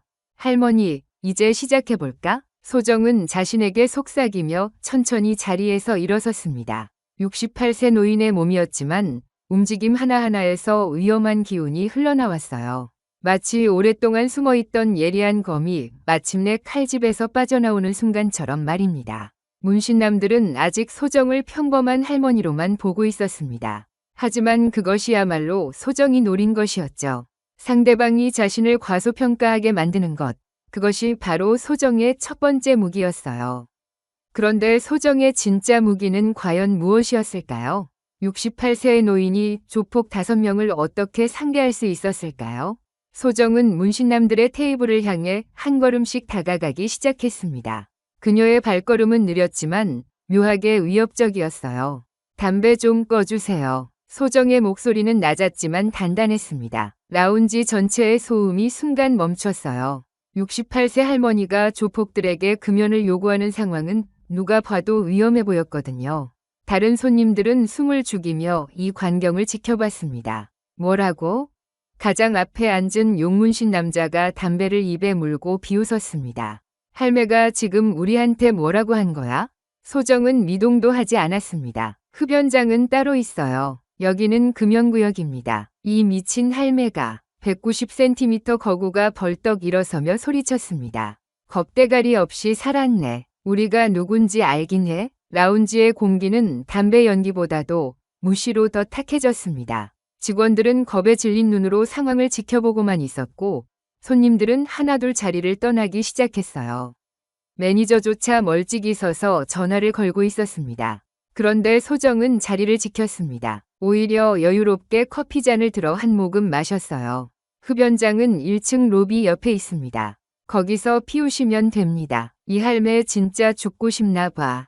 문신남이 주먹을 불끈 쥐었습니다. 하지만 소정이 정말 주목하고 있는 건 따로 있었습니다. 그녀는 손목시계를 슬쩍 확인했어요. 15시 47분. 아직 3분 남았네. 과연 소정은 무엇을 기다리고 있었던 걸까요? 소정은 가방 속 작은 노트를 만지작거렸습니다. 거기엔 다른 이름이 적혀 있었거든요. 정다은 하사, 26세. 오늘 오후 4시 30분에 군 내부 납품 비리 제보자와 만날 예정이었으나 점심 이후 연락이 완전히 끊긴 상태였죠. 야 할매, 귀 먹었어? 문신남이 소정 앞으로 다가왔습니다. 우리 말 안 들려? 소정은 고개를 들어 그를 똑바로 바라봤습니다. 그 순간 남자는 뭔가 이상함을 느꼈어요. 68세 할머니의 눈빛이 너무 차갑고 날카로웠거든요. 들려요. 아주 잘 들려요. 소정이 조용히 답했습니다. 당신들이 2층 귀빈실에 누군가를 가둬놨다는 것도 들렸고요. 문신남들의 표정이 순간 굳어졌습니다. 뭐라고? 정다은 하사 말이에요. 소정의 목소리에는 떨림이 없었습니다. 26세 젊은 여군을 납치해서 협박하고 있잖아요. 이 할매가 뭘 아는 거야? 가장 나이 많은 남자가 일어섰습니다. 누구한테서 들었어? 그런데 소정은 어떻게 이런 정보를 알고 있었던 걸까요? 3일 전부터 당신들을 지켜봤거든요. 소정이 여유롭게 말했습니다. 군부대 앞에서 정다은을 납치한 것도 여기로 데려온 것도 다 봤어요. 미쳤나? 증거라도 있어? 문신남이 코웃음 쳤습니다. 소정은 미소를 지었습니다. 있으면 어떻게 할 건가요? 바로 그때 라운지 한편에서 20대 젊은 남자가 에이프런을 두른 채 들어왔습니다. 리조트 직원 같아 보였지만 그의 걸음걸이는 평범하지 않았어요. 마치 군인처럼 반듯하고 정확했습니다. 혹시 소정 어르신이신가요? 젊은 남자가 조심스럽게 물었습니다. 그래, 병장. 오랜만이다. 여직원 몇이 고개를 들었습니다. 병장? 요양보호 쌓인 할머니가 리조트 직원을 병장이라고 부른다고요? 과연 이 젊은 남자는 누구였을까요? 그리고 소정과는 어떤 관계였을까요? 젊은 남자는 소정을 향해 고개를 끄덕였습니다. 마치 수화 같은 신호였어요. 소정도 미세하게 고개를 끄덕여 답했습니다. 준비가 끝났다는 뜻이었죠. 야, 저 새끼 뭐야? 문신남이 젊은 남자를 노려봤습니다. 리조트 직원이에요. 젊은 남자가 대답했습니다. 푸드앤드비버리지 팀 대리 김준호입니다. 하지만 그의 눈빛은 평범한 직원과는 달랐습니다. 마치 전투 준비를 마친 군인의 눈빛이었어요. 준호야, 계획대로 진행하자. 소정이 낮은 목소리로 말했습니다. 알겠습니다. 어르신. 문신남들은 뭔가 이상하다는 것을 느끼기 시작했습니다. 68세 할머니와 20대 직원 사이에 뭔가 숨겨진 관계가 있다는 것을 직감했어요. 야 할매, 너 정체가 뭐야? 거구가 협박조로 물었습니다. 그리고 저 새끼는 또 뭐고? 소정은 시계를 다시 확인했습니다. 15시 49분. 이제 1분 남았네요. 궁금해요? 소정이 여유롭게 웃었습니다. 곧 알게 될 거예요. 바로 그때 라운지 구석 스피커에서 나직한 음성이 흘러나왔습니다. 여러분께 알려드립니다. 잠시 후 중요한 발표가 있을 예정입니다. 문신남들이 서로 눈빛을 주고받았습니다. 뭔 발표? 소정의 입계가 살짝 올라갔습니다. 드디어 시작되는군. 15시 50분. 소정의 시계 초침이 정확히 12시를 가리키는 순간 라운지의 모든 조명이 깜빡였습니다. 그리고 천장에 대형 스크린이 켜지기 시작했어요. 뭐야 이거? 문신남들이 당황하며 위를 올려다봤습니다. 스크린에는 리조트 2층 귀빈실의 모습이 생생하게 나타났습니다. 그리고 거기에는 저게 뭐야? 문신남 중 하나가 소리쳤습니다. 스크린 속에는 손목이 묶인 채 의자에 앉아있는 젊은 여성의 모습이 보였습니다. 군복 상의를 입고 있었고 얼굴은 멍들어 있었어요. 바로 정다은 하사였습니다. 과연 소정은 어떻게 이런 영상을 확보할 수 있었던 걸까요? 이게 뭔 장난이야. 가장 나이 많은 문신남이 소리쳤습니다. 소정은 천천히 일어섰습니다. 장난이 아니에요. 이제 진짜 시작이죠. 라운지에 있던 다른 손님들이 모두 스크린을 바라보며 웅성거리기 시작했습니다. 몇몇은 휴대폰으로 영상을 촬영하기 시작했어요. 당신들이 3일 동안 저 아이에게 한 짓들이 모두 기록됐습니다. 소정의 목소리가 라운지 전체에 울려 퍼졌습니다. 이제 선택하세요. 순순히 항복할 건지 아니면. 소정은 말을 멈추고 문신남들을 차례로 바라봤습니다. 끝까지 저항할 건지요. 3분만 더 기다려줘요. 소정이 조용히 말하자 조폭 5명이 동시에 폭소를 터뜨렸습니다. 미쳤나? 죽기 전에 유언이냐? 가장 덩치가 큰 남자가 비웃으며 소리쳤습니다. 아줌마, 지금 상황 파악이나 제대로 해.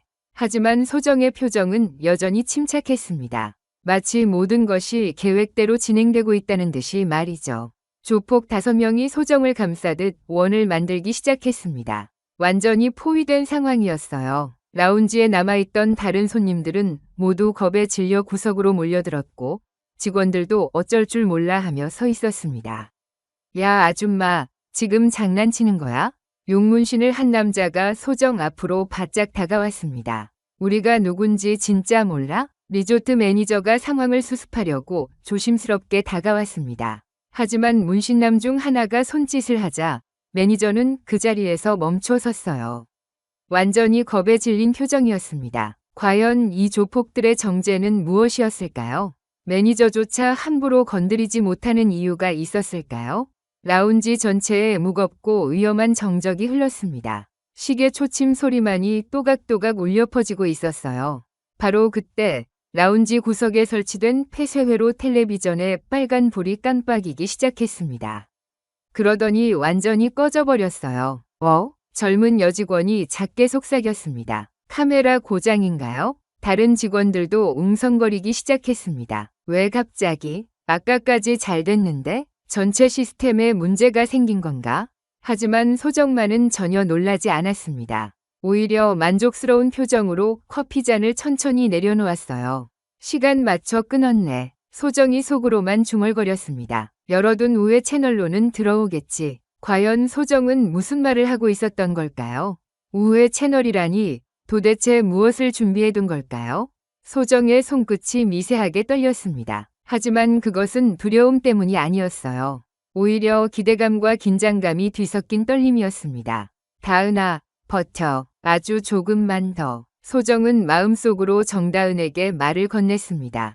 2층 어딘가에서 고통받고 있을 젊은 여군을 생각하니 가슴이 아팠어요. 야, 아줌마. 문신남이 소정의 어깨를 거칠게 잡았습니다. 대답 안 해? 우리가 시청장 사위님 밑에서 일한다는 거 이제 알겠어? 소정이 고개를 들어 그를 바라봤습니다. 시청장 사위요? 김태호 말이죠? 문신남들의 표정이 순간 굳어졌습니다. 어떻게 그 이름을? 3일 동안 당신들을 지켜보면서 많은 걸 알게 됐거든요. 소정이 차분하게 말했습니다. 김태호가 이 리조트 실소유주이고 시청 납품업체들과 뒷거래를 하고 있다는 것도요. 이 아줌마 진짜 뭐야? 조폭들이 서로 눈빛을 주고받았습니다. 소정은 시계를 확인했습니다. 15시 52분. 이제 곧이었습니다. 바로 그때 라운지 문이 열리면서 앞서 등장했던 젊은 남자가 다시 들어왔습니다. 이번에는 작은 태블릿을 들고 있었어요. 어르신, 준비됐습니다. 김준호가 소정에게 작은 목소리로 말했습니다. 고생했어, 준호야. 문신남들이 김준호를 노려봤습니다. 야, 새끼, 너도 한패야? 김준호는 대답하지 않고 태블릿을 조작하기 시작했습니다. 그러자 라운지 곳곳에 설치된 스피커에서 희미한 소음이 들려오기 시작했어요. 과연 그 소음의 정체는 무엇이었을까요? 뭔 소리야 이거? 조폭들이 당황하며 주위를 둘러봤습니다. 소정은 미소를 지었습니다. 당신들이 그토록 숨기려던 것들이 세상에 나오는 소리예요. 스피커에서 들려오는 소음이 점점 선명해졌습니다. 그것은 대화 소리였어요. 남자들의 목소리가 들려오고 있었습니다. 야, 그 군인 계집애 좀 더 세게 해야겠어. 형님, 너무 세게 하면 문제되지 않을까요? 괜찮아. 어차피 증거도 없고 누가 믿겠어? 시청장 사위님이 확실히 처리하라고 했으니까.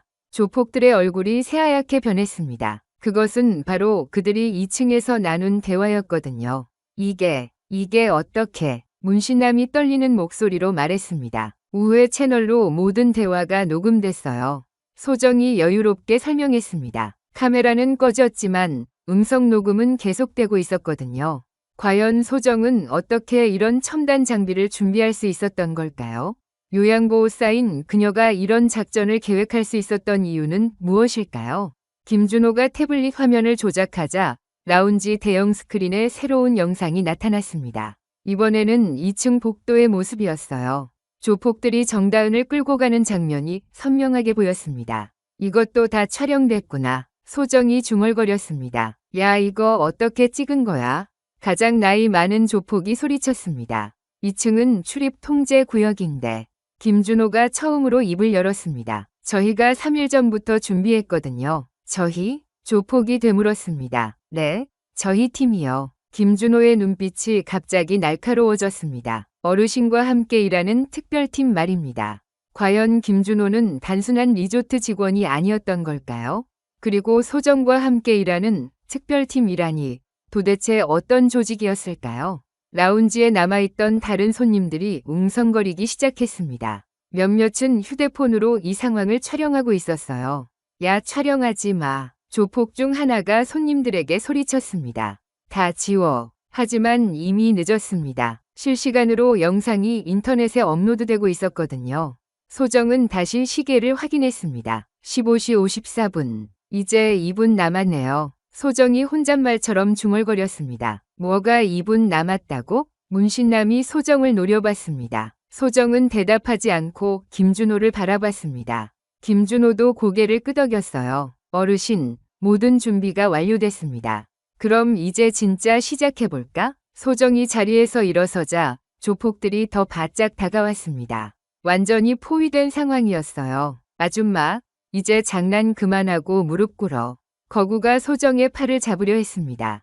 하지만 바로 그 순간 소정의 몸이 순식간에 움직였습니다. 68세의 몸이라고는 믿을 수 없을 정도로 빠르고 정확한 움직임이었어요. 과연 소정은 어떤 기술을 사용한 걸까요? 그리고 조폭들은 어떻게 될까요? 하지만 소정의 움직임은 조폭들이 예상한 것과 전혀 달랐습니다. 그녀는 공격하지 않았어요. 대신 천천히 커피잔을 집어들며 자연스럽게 한 발 뒤로 물러섰습니다. 뭐야? 도망가려고? 문신남이 비웃었습니다. 바로 그때 라운지 입구에서 급하게 뛰어온 사람이 있었습니다. 리조트 매니저였어요. 50대 중반의 그는 숨을 헐떡이며 상황을 파악하려 했습니다. 무슨 일입니까? 손님들이 소란을. 매니저가 말을 멈췄습니다. 조폭들에 둘러싸인 소정의 모습을 본 순간이었어요. 저 아줌마들이 우리한테 시비 걸어서 그래요. 가장 덩치 큰 남자가 매니저에게 말했습니다. 좀 처리해 주세요. 하지만 매니저의 반응은 예상과 달랐습니다. 그는 소정을 보더니 갑자기 90도로 허리를 숙여 인사했어요. 소정님, 죄송합니다. 늦었습니다. 조폭들이 멍하니 그 광경을 바라봤습니다. 뭔 소리야? 매니저는 조폭들을 향해 돌아서며 다급하게 말했습니다. 여러분, 지금 당장 이분께 사과드리세요. 미쳤어? 용문신 남자가 소리쳤습니다. 매니저 새끼가 누구 편이야? 편이 아니라. 매니저가 식은땀을 닦으며 말했습니다. 이분이 누구신지 아세요? 과연 소정의 정체는 무엇이었을까요? 매니저가 이렇게까지 공손하게 대하는 이유는? 소정은 여전히 침착했습니다. 매니저님, 저 손님들이 불편을 끼쳤나요? 아닙니다. 전혀요. 매니저가 황급히 대답했습니다. 오히려 제가. 그럼 이 손님들을 VIP룸으로 안내해 주세요. 소정이 조폭들을 가리키며 말했습니다. VIP룸이요? 매니저가 당황했습니다. 네, 특별히 마련된 그 방 말이에요. 소정의 눈빛이 의미심장했습니다. 조폭들은 뭔가 이상하다는 것을 느끼기 시작했습니다. 매니저의 태도가 완전히 바뀌었거든요. 야, 매니저. 가장 나이 많은 조폭이 소리쳤습니다. 우리가 누군지 까먹었어? 시청장님 사위분들이라고. 매니저가 고개를 끄덕였습니다. 네, 알고 있습니다. 김태호 대표님의. 그럼 저 아줌마를 왜 떠받들어? 문신남이 화를 냈습니다. 매니저는 잠시 망설이더니 조용히 대답했습니다. 이분이 진짜 VIP시거든요. 뭔 소리야? 조폭들이 어리둥절해했습니다. 바로 그때 소정이 입을 열었습니다. 그래서 폐쇄회로 텔레비전을 끄고 증인을 VIP룸에 숨긴 거군요. 매니저의 얼굴이 새하얗게 변했습니다. 그게 어떻게, 무슨 근거로 그런 말씀을, 매니저가 떠는 목소리로 말했습니다. 탁, 김준호가 휴대용 태블릿을 테이블에 내려놓았습니다. 화면에는 여러 개의 영상이 동시에 떠올랐어요. 사우나 뒷계단, 직원용 통로, 그리고 VIP룸 앞 복도의 모습들이었습니다. 우회 채널이라는 메모와 함께 모든 게 녹화됐네요. 소정이 만족스럽게 말했습니다. 화면을 본 조폭들과 매니저의 표정이 절망적으로 변했습니다. 아까 끊긴 건 메인 카메라였죠. 하지만 우회 채널은 살아있었어요. 소정의 입꼬리가 올라갔습니다. 과연 소정은 어떻게 이런 첨단 감시 시스템을 준비할 수 있었던 걸까요? VIP룸 문 앞에서 검은 정장을 입은 남자들이 누군가를 옮기는 장면이 클로즈업 되었습니다. 짧은 단발머리에 군용 트레이닝복 바지를 입은 젊은 여성이었어요. 정다은. 화면 속 그녀는 떨리는 손으로 입에 붙어 있던 스카치 테이프를 뜯어내려 하고 있었습니다. 얼굴에는 멍이 들어 있었고 옷은 찢어져 있었어요. 라운지에 있던 다른 손님들이 화면을 보며 웅성거리기 시작했습니다. 저건 뭐야? 납치 아니야? 경찰 신고해야 하는 거 아니야? 매니저의 입술이 파르르 떨렸습니다. 이건 오해입니다. 오해요? 소정이 차갑게 웃었습니다. 그럼 저 젊은 여성이 자발적으로 거기 있다는 뜻인가요?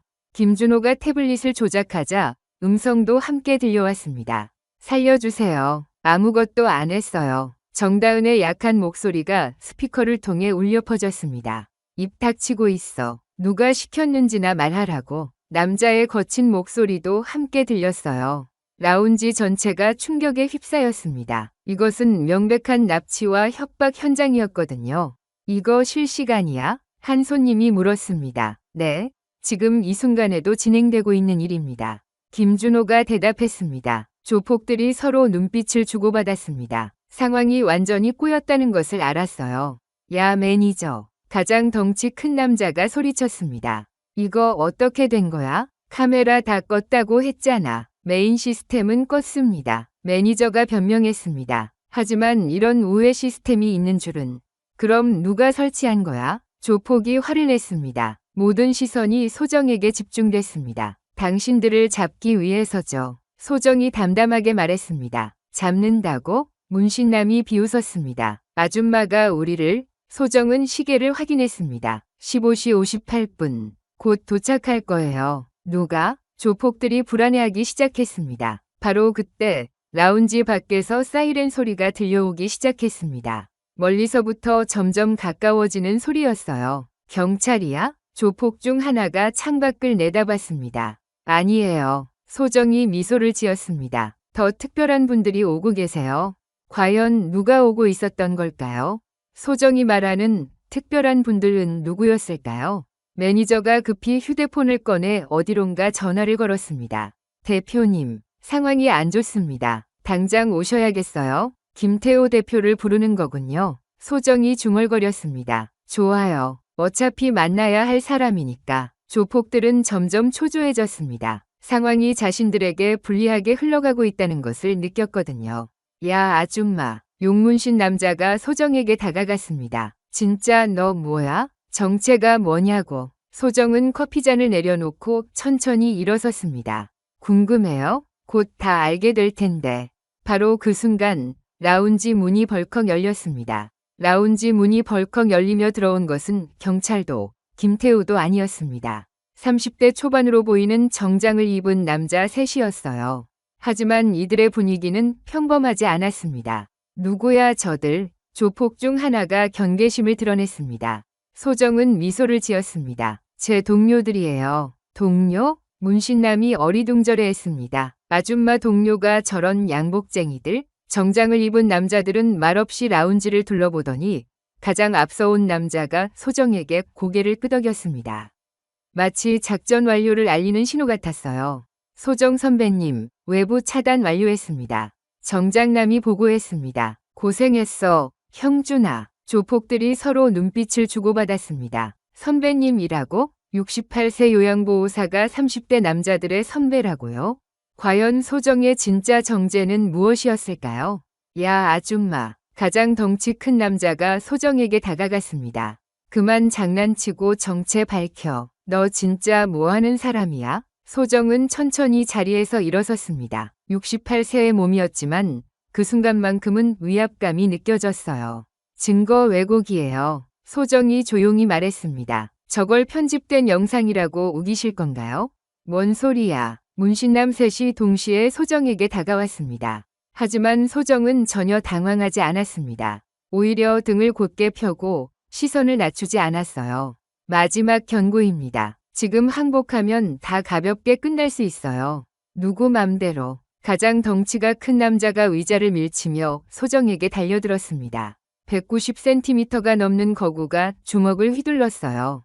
하지만 그 순간 놀라운 일이 벌어졌습니다. 소정의 발끝이 의자의 다리를 툭 쳤습니다.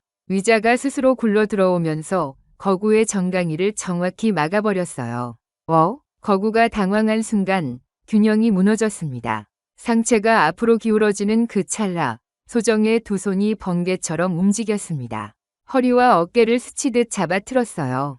탁! 거구가 소파 위로 안전하게 떨어졌습니다. 다치지 않게, 하지만 완전히 무력화된 상태로 말이죠. 라운지 전체가 순간 조용해졌습니다. 아줌마가, 뭐야 방금. 다른 조폭이 입을 벌린 채 중얼거렸습니다. 과연 68세 아줌마가 어떻게 190cm 거구를 순식간에 제압할 수 있었던 걸까요? 둘째 조폭이 뒤에서 소정의 목을 조르려고 팔을 감았습니다. 하지만 소정은 이미 그의 움직임을 예상하고 있었어요. 팔꿈치를 안쪽으로 접으면서 어깨 관절을 미는 옛 기술을 사용했습니다. 체중을 빼며 자연스럽게 회전했어요. 툭! 허공에 떠오른 조폭의 몸이 테이블 모서리에 얌전히 내려앉았습니다. 역시 다치지 않게, 하지만 완전히 기가 꺾인 상태로요. 과잉 제압은 금지예요. 소정이 차분하게 말했습니다. 당신들 오늘 법정에 서야 하니까요. 남은 조폭들은 서로 눈을 맞추더니 뒤로 물러났습니다. 겁이 났다기보다는 이 아줌마는 뭔가 완전히 다르다는 확신 때문이었어요. 야 아줌마. 용문신 남자가 떨리는 목소리로 말했습니다. 너 진짜 뭐야? 소정은 손목을 가볍게 털며 대답했습니다. 말했잖아요. 요양보호사예요. 요양보호사가 그런 기술을 써? 젊을 때 좀 배웠거든요. 소정이 미소를 지었습니다. 과연 소정이 젊을 때 배웠다는 그 기술은 무엇이었을까요? 헌병 수사관 시절의 이야기일까요? 바로 그때 매니저가 급하게 휴대폰을 받았습니다. 네, 대표님, 지금 당장 오세요. 상황이 심각합니다. 김태호가 오고 있다는 뜻이었어요. 진짜 보스의 등장이 임박한 거죠. 정장을 입은 남자들 중 하나가 소정에게 다가왔습니다. 선배님, 김태호가 5분 후 도착 예정입니다. 알겠어. 그럼 서둘러야겠네. 소정은 김준호를 바라봤습니다. 준호야, 2층 상황은 어때? 팀 2가 대기 중입니다. 언제든지 돌입 가능해요. 과연 소정이 이끄는 이 팀은 누구였을까요? 어떻게 이런 완벽한 작전을 준비할 수 있었던 걸까요? 남은 조폭들이 마지막으로 발악하듯 소정에게 달려들었습니다. 하지만 이미 기세는 완전히 꺾인 상태였어요. 소정은 허벅지에 차고 있던 스트랩을 풀어서 마치 압박대처럼 사용했습니다. 두 남자의 손목을 묶듯 고정시켰어요. 호흡, 천천히 해요. 소정이 부드럽게 말했습니다. 경찰 오면 이 말 그대로 하세요. 누구 지시로 카메라 끊었는지요. 조폭들은 완전히 기가 꺾여 바닥에 주저앉았습니다. 라운지에 있던 다른 손님들이 박수를 치기 시작했습니다. 68세 아줌마가 조폭 5을 혼자서 제압한 놀라운 광경을 목격했거든요. 대단해. 어떻게 저런 기술이. 영화 같아. 하지만 소정의 표정은 여전히 진지했습니다. 진짜 적은 아직 오지 않았거든요. 선배님, 정장남이 다가왔습니다. VIP룸 상황 보고 들어왔습니다. 어떤 상황? 정다은 하사가 탈출 신호를 보냈습니다. 문틈 아래로 수건을 밀어냈는데 SOS라고 적혀 있어요. 소정의 눈빛이 날카로워졌습니다. 지금이야. 김준호가 무전기에 대고 말했습니다. 팀 2, 후면 계단으로 진입하세요. 수신했습니다. 돌입 시작합니다. 과연 팀 E는 정다은을 무사히 구출할 수 있을까요? 그리고 곧 도착할 김태호는 어떤 반응을 보일까요? 바로 그때 라운지 밖에서 급한 발걸음 소리가 들려왔습니다. 여러 명이 뛰어오는 소리였어요. 온다. 소정이 중얼거렸습니다. 매니저가 문 쪽을 바라보며 안도의 표정을 지었습니다. 대표님이 오신다. 이제 끝장이야. 하지만 소정은 전혀 당황하지 않았습니다. 오히려 기다렸다는 듯한 표정이었어요. 김태호가 오는군요. 소정이 정장남들에게 말했습니다. 준비됐죠? 네, 선배님. 모든 증거 수집 완료했습니다. 문이 열리기 직전 소정은 시계를 마지막으로 확인했습니다. 16시 5분. 계획대로 진행됐네. 과연 김태호와의 최종 대결에서는 어떤 일이 벌어질까요? 그리고 소정의 진짜 정체는 무엇일까요? 라운지 문이 벌컥 열렸습니다. 라운지 문이 벌컥 열리며 50대 중반의 남자가 들어왔습니다. 광택 나는 구두, 값비싼 정장, 그리고 가슴에 달린 작은 배지까지. 김태호 대표였어요. 리조트 운영이 여기서 왜 서커스를 벌이고 있는 거야? 김태호의 목소리는 권위적이고 거만했습니다. 매니저가 급히 그에게 달려갔어요.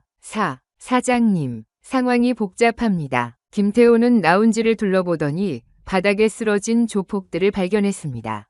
그리고 중앙에 서 있는 소정을 바라봤어요. 이게 뭔 상황이야? 우리 직원들이 왜 저런 할매한테? 아줌마예요. 소정이 차분하게 정정했습니다. 김태호가 소정을 째려봤습니다. 뭐? 소정은 천천히 김태호 쪽으로 걸어갔습니다. 68세의 걸음이었지만 묘하게 위압감이 느껴졌어요. 김태호 대표님이시죠? 시청장님의 사위분이시고요. 김태호의 얼굴이 순간 경직됐습니다. 어떻게 그걸? 경호용역업 등록, 낙찰 리스트, 그리고 비자금 관리. 소정이 차근차근 말했습니다. 일주일 전에 사우나 천장형 카메라까지 교체하셨죠. 과연 소정은 어떻게 이런 자세한 정보까지 알고 있었던 걸까요? 김준호가 태블릿을 넘겨 김태호에게 보여줬습니다. 화면에는 각종 결제 서류들이 떠올랐어요. 김태호의 사인이 선명하게 보이는 문서들이었습니다. 이건 어떻게 구한 거야? 김태호가 당황했습니다. 시청 납품 관련 문자 메시지들도 있어요.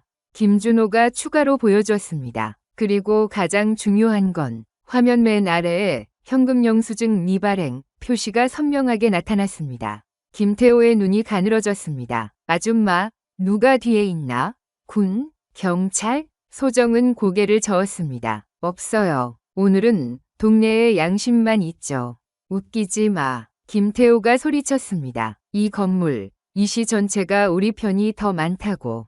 하지만 바로 그때 놀라운 일이 벌어졌습니다. 라운지 유리창 너머 온천 데크에서 휴대폰 불빛들이 동시에 켜지기 시작했어요. 청소부, 프런트 직원, 조리장 직원, 사우나 관리 기사들이 모두 휴대폰을 들고 있었습니다. 뭐야 저건? 김태호가 창밖을 내다봤습니다. 소정은 미소를 지었습니다. 직원들이 증언 영상을 동시에 업로드하고 있어요.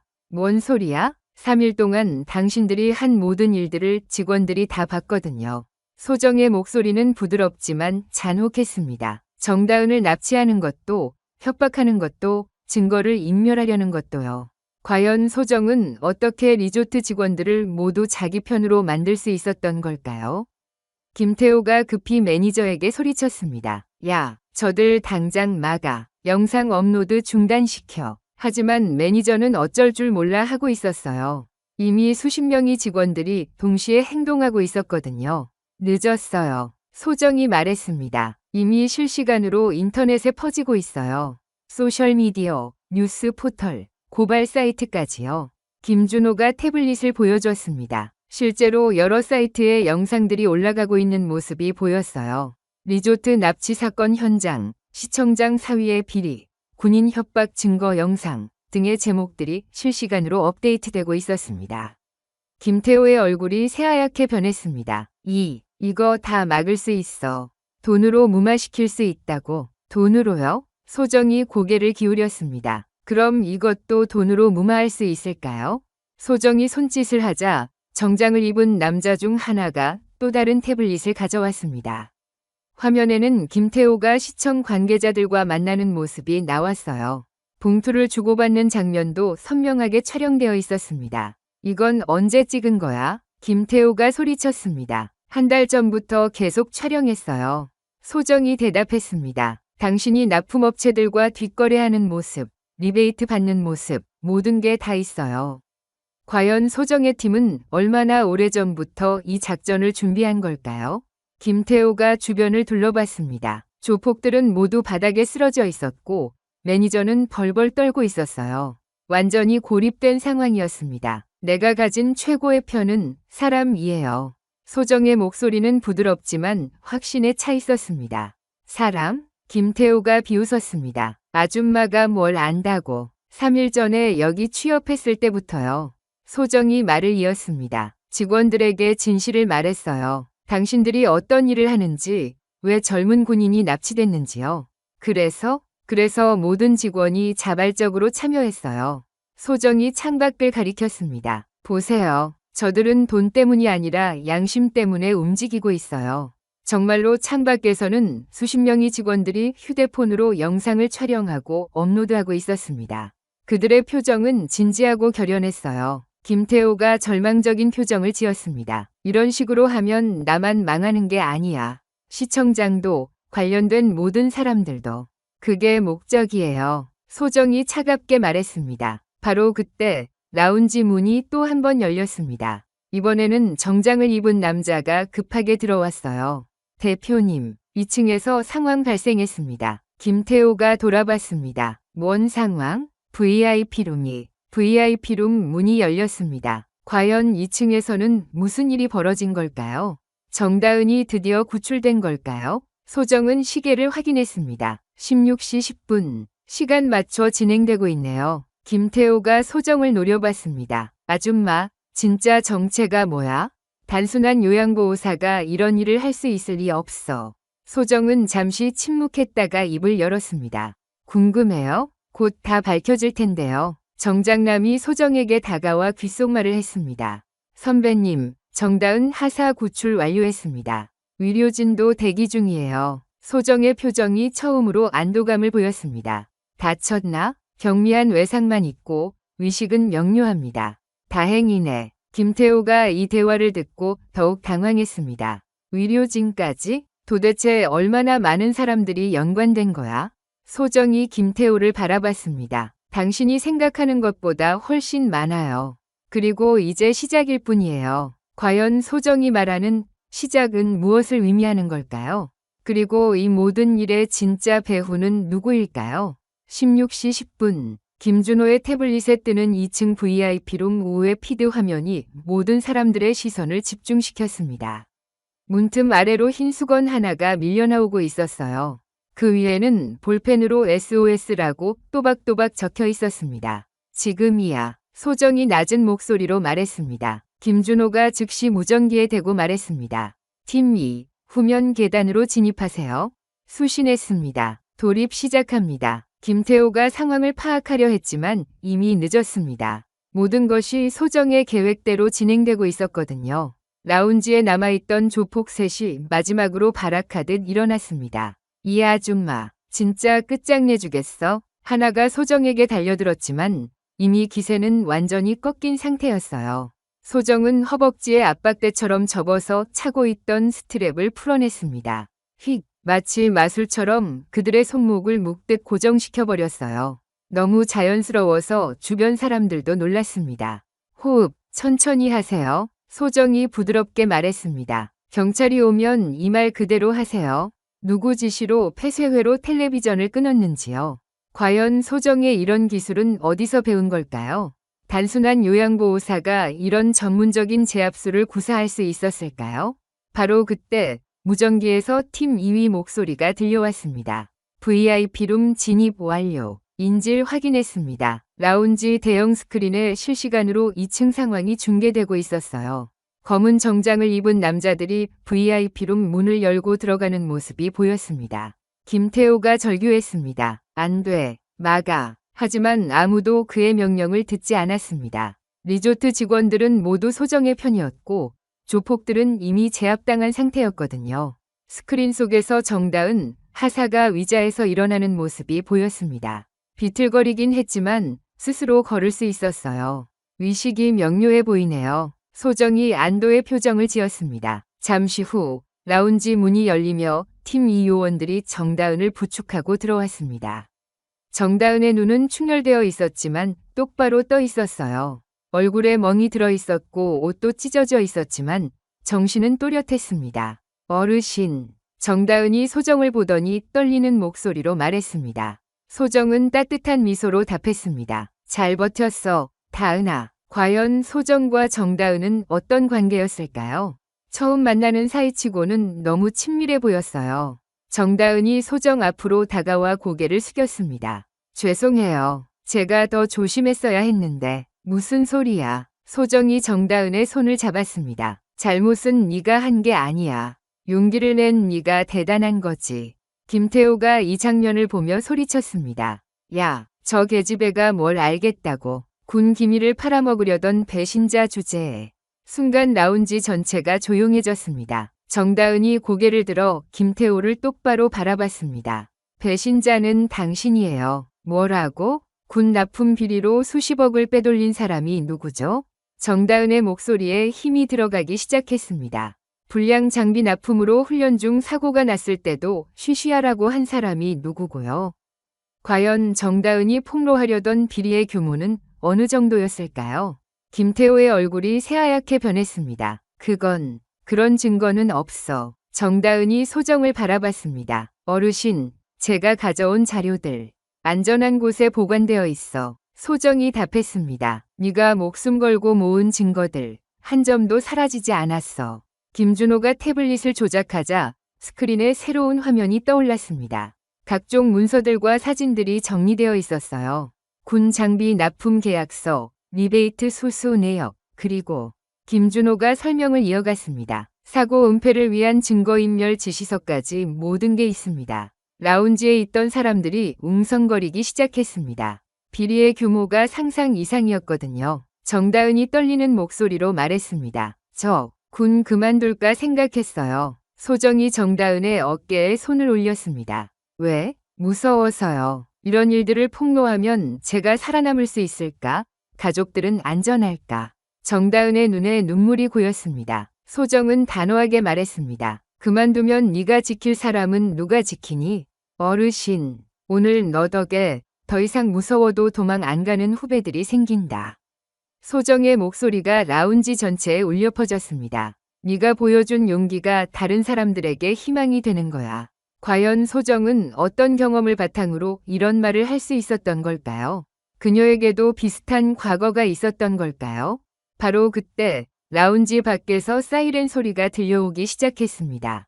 이번에는 진짜 경찰이었어요. 드디어 오는군. 소정이 시계를 확인했습니다. 16시 15분. 김태호가 절망적인 표정으로 주저앉았습니다. 끝났다. 모든 게 끝났어. 끝난 게 아니에요. 소정이 김태호를 바라보며 말했습니다. 시작이에요. 진실을 마주할 시간이 온 거죠.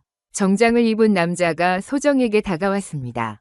선배님, 경찰 도착했습니다. 검찰도 함께 왔어요. 검찰까지? 김태호가 놀랐습니다. 소정이 미소를 지었습니다. 처음부터 이건 단순한 구출 작전이 아니었어요. 부패 척결 작전이었거든요. 과연 소정의 진짜 정체는 무엇이었을까요? 그리고 이 모든 작전을 기획한 배후는 누구였을까요?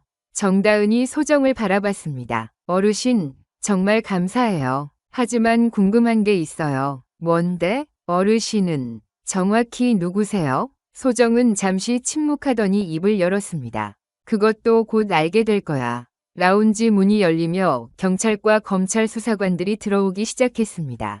사흘 뒤 강원도 온천 리조트는 완전히 달라진 모습이었습니다. 영업 중단, 안내문이 붙은 정문 앞으로는 끊임없이 취재진들이 몰려들고 있었어요. 전국을 뒤흔든 권력형 비리 사건의 현장이었거든요. 시청에서는 즉시 특별감사에 착수했고 검찰은 김태호 대표와 매니저를 감금 협박 증거인멸 혐의로 구속영장을 청구했습니다. 조폭 5명도 모두 구속되었고 시청장은 사퇴 압박에 시달리고 있었어요. 하지만 정작 이 모든 일을 해결한 소정은 어디에 있었을까요? 강릉시내 한 조용한 병원, 6층 병실 창가에 소정이 앉아 있었습니다. 흰색 가디건을 걸친 채 우유를 한 모금 마시며 창밖을 내다보고 있었어요. 어르신, 정다은이 병실 문을 열고 들어왔습니다. 얼굴의 멍은 많이 나아졌지만 아직 완전히 사라지지는 않았어요. 다은아, 왔구나. 소정이 따뜻하게 미소 지었습니다. 몸은 좀 어때? 많이 좋아졌어요. 내부고발 보호단체에서 심리치료도 받고 있고 법률 지원도 해주신대요. 정다은이 소정 옆 의자에 앉았습니다. 어르신 덕분이에요. 정말 감사해요. 하지만 정다은의 표정은 여전히 무거웠습니다. 뭔가 고민이 있어 보였어요. 뭔 걱정이야? 소정이 물었습니다. 정다은이 잠시 망설이더니 입을 열었습니다. 선배님들이 저 때문에 피해를 보고 있어요. 제보한 것 때문에 부대 분위기가 안 좋대요. 그래서 저 군 그만둘까 생각하고 있어요. 정다은의 목소리가 작아졌습니다. 이런 식으로 계속 있으면 다른 사람들한테만 피해주는 것 같아서요. 소정은 우유잔을 내려놓고 정다은을 바라봤습니다. 다은아, 네가 지금 포기하면 누가 너 같은 후배들을 지켜줄 거야? 하지만 나는 이제 손 놓는다. 소정이 단호하게 말했습니다. 그 다음은 너희들 몫이야. 과연 소정이 말하는 손 놓는다는 것은 무슨 뜻이었을까요? 정다은이 고개를 들었습니다. 어르신, 그런데 정말 궁금한 게 있어요. 뭔데? 어르신은 정확히 누구세요? 요양보호사라고 하셨지만 그런 분이 어떻게 이런 작전을 짤 수 있어요? 소정은 잠시 침묵했다가 천천히 입을 열었습니다. 30년 전에 나도 너처럼 젊은 군인이었어. 군인이요? 헌병 수사관이었지. 그때도 지금처럼 부패와 비리가 많았어. 상급자들의 비리를 고발했다가 소정이 잠시 말을 멈췄습니다. 어떻게 되셨어요? 좌천됐지. 시골 부대로 발령나서 몇 년 더 복무하다가 전역했어. 소정의 눈빛에 아픈 기억이 스쳤습니다. 그때는 지금처럼 내부 고발자를 보호하는 제도도 없었거든. 과연 소정에게 그런 과거가 있었다니 정다은은 상상도 못했을 거예요. 그래서 네가 더 걱정됐어. 소정이 이어 말했습니다. 내가 겪었던 일을 네가 똑같이 겪을까봐. 정다은의 눈에 눈물이 고였습니다. 어르신, 하지만 지금은 달라. 보호제도도 있고 무엇보다 너 같은 용기 있는 사람들이 있잖아. 소정이 정다은의 손을 잡았습니다. 선배님, 저 후배들 지킬게요. 제자리에서 소정은 환하게 웃었습니다. 그래, 그거야. 정의는 큰 칼이 아니야. 네? 끊어지지 않는 손이야. 소정의 목소리에 깊은 울림이 있었습니다. 한 사람 한 사람이 자기 자리에서 옳은 일을 하는 것. 그게 진짜 정의지. 창밖으로는 늦겨울 김이 모락모락 피어오르고 있었습니다. 하지만 이번에는 온천의 뜨거운 연기가 아니었어요. 추운 겨울날 사람들의 따뜻한 숨결이었습니다. 어르신, 그럼 이제 정말 요양보호사로 돌아가시는 거예요? 정다은이 물었습니다. 응, 내 나이에 맞는 일을 해야지. 소정이 웃었습니다. 하지만 언제든 도움이 필요하면 연락해. 아직 몸은 건강하거든. 정다은이 소정에게 깊이 고개를 숙였습니다. 정말 감사했습니다. 어르신이 아니었다면 고마워할 건 없어. 우리는 같은 길을 걸어온 사람들이니까.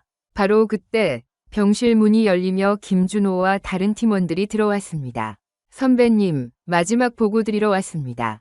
김준호가 말했습니다. 어떻게 됐어? 김태호는 1심에서 징역 5년을 받았고 시청장은 결국 사퇴했습니다. 관련된 공무원들도 모두 수사받고 있어요. 그리고 가장 중요한 것은 다른 팀원이 이어 말했습니다. 정다은 하사가 제보한 군 납품 비리 사건이 전면 재수사에 들어갔다는 거예요. 정다은이 놀란 표정을 지었습니다. 정말요? 네. 국정감사에서도 다룰 예정이에요. 하사님의 용기가 결국 시스템을 바꾼 거죠. 과연 한 사람의 작은 용기가 이렇게 큰 변화를 만들어낼 수 있었던 걸까요? 소정은 만족스러운 표정으로 고개를 끄덕였습니다. 이제 정말 끝났네. 선배님, 그런데 팀은 어떻게 하시겠어요? 김준호가 물었습니다. 소정이 웃었습니다. 팀이라니, 우리는 그냥 뜻이 맞는 사람들이 모인 거잖아. 하지만 각자 자기 자리로 돌아가. 그리고 언제든 이런 일이 생기면 또 모이는 거지. 소정이 창밖을 바라보며 말했습니다. 정의는 특별한 사람들이 하는 게 아니야. 평범한 사람들이 평범한 자리에서 하는 거거든. 팀원들이 모두 고개를 끄덕였습니다. 그들도 각자의 일상으로 돌아갈 시간이었어요. 그럼 저희는 이만 물러가겠습니다. 김준호가 말했습니다. 선배님, 정말 수고 많으셨어요. 팀원들이 나간 뒤 병실에는 소정과 정다은만 남았습니다. 어르신, 마지막으로 한 가지만 물어봐도 될까요?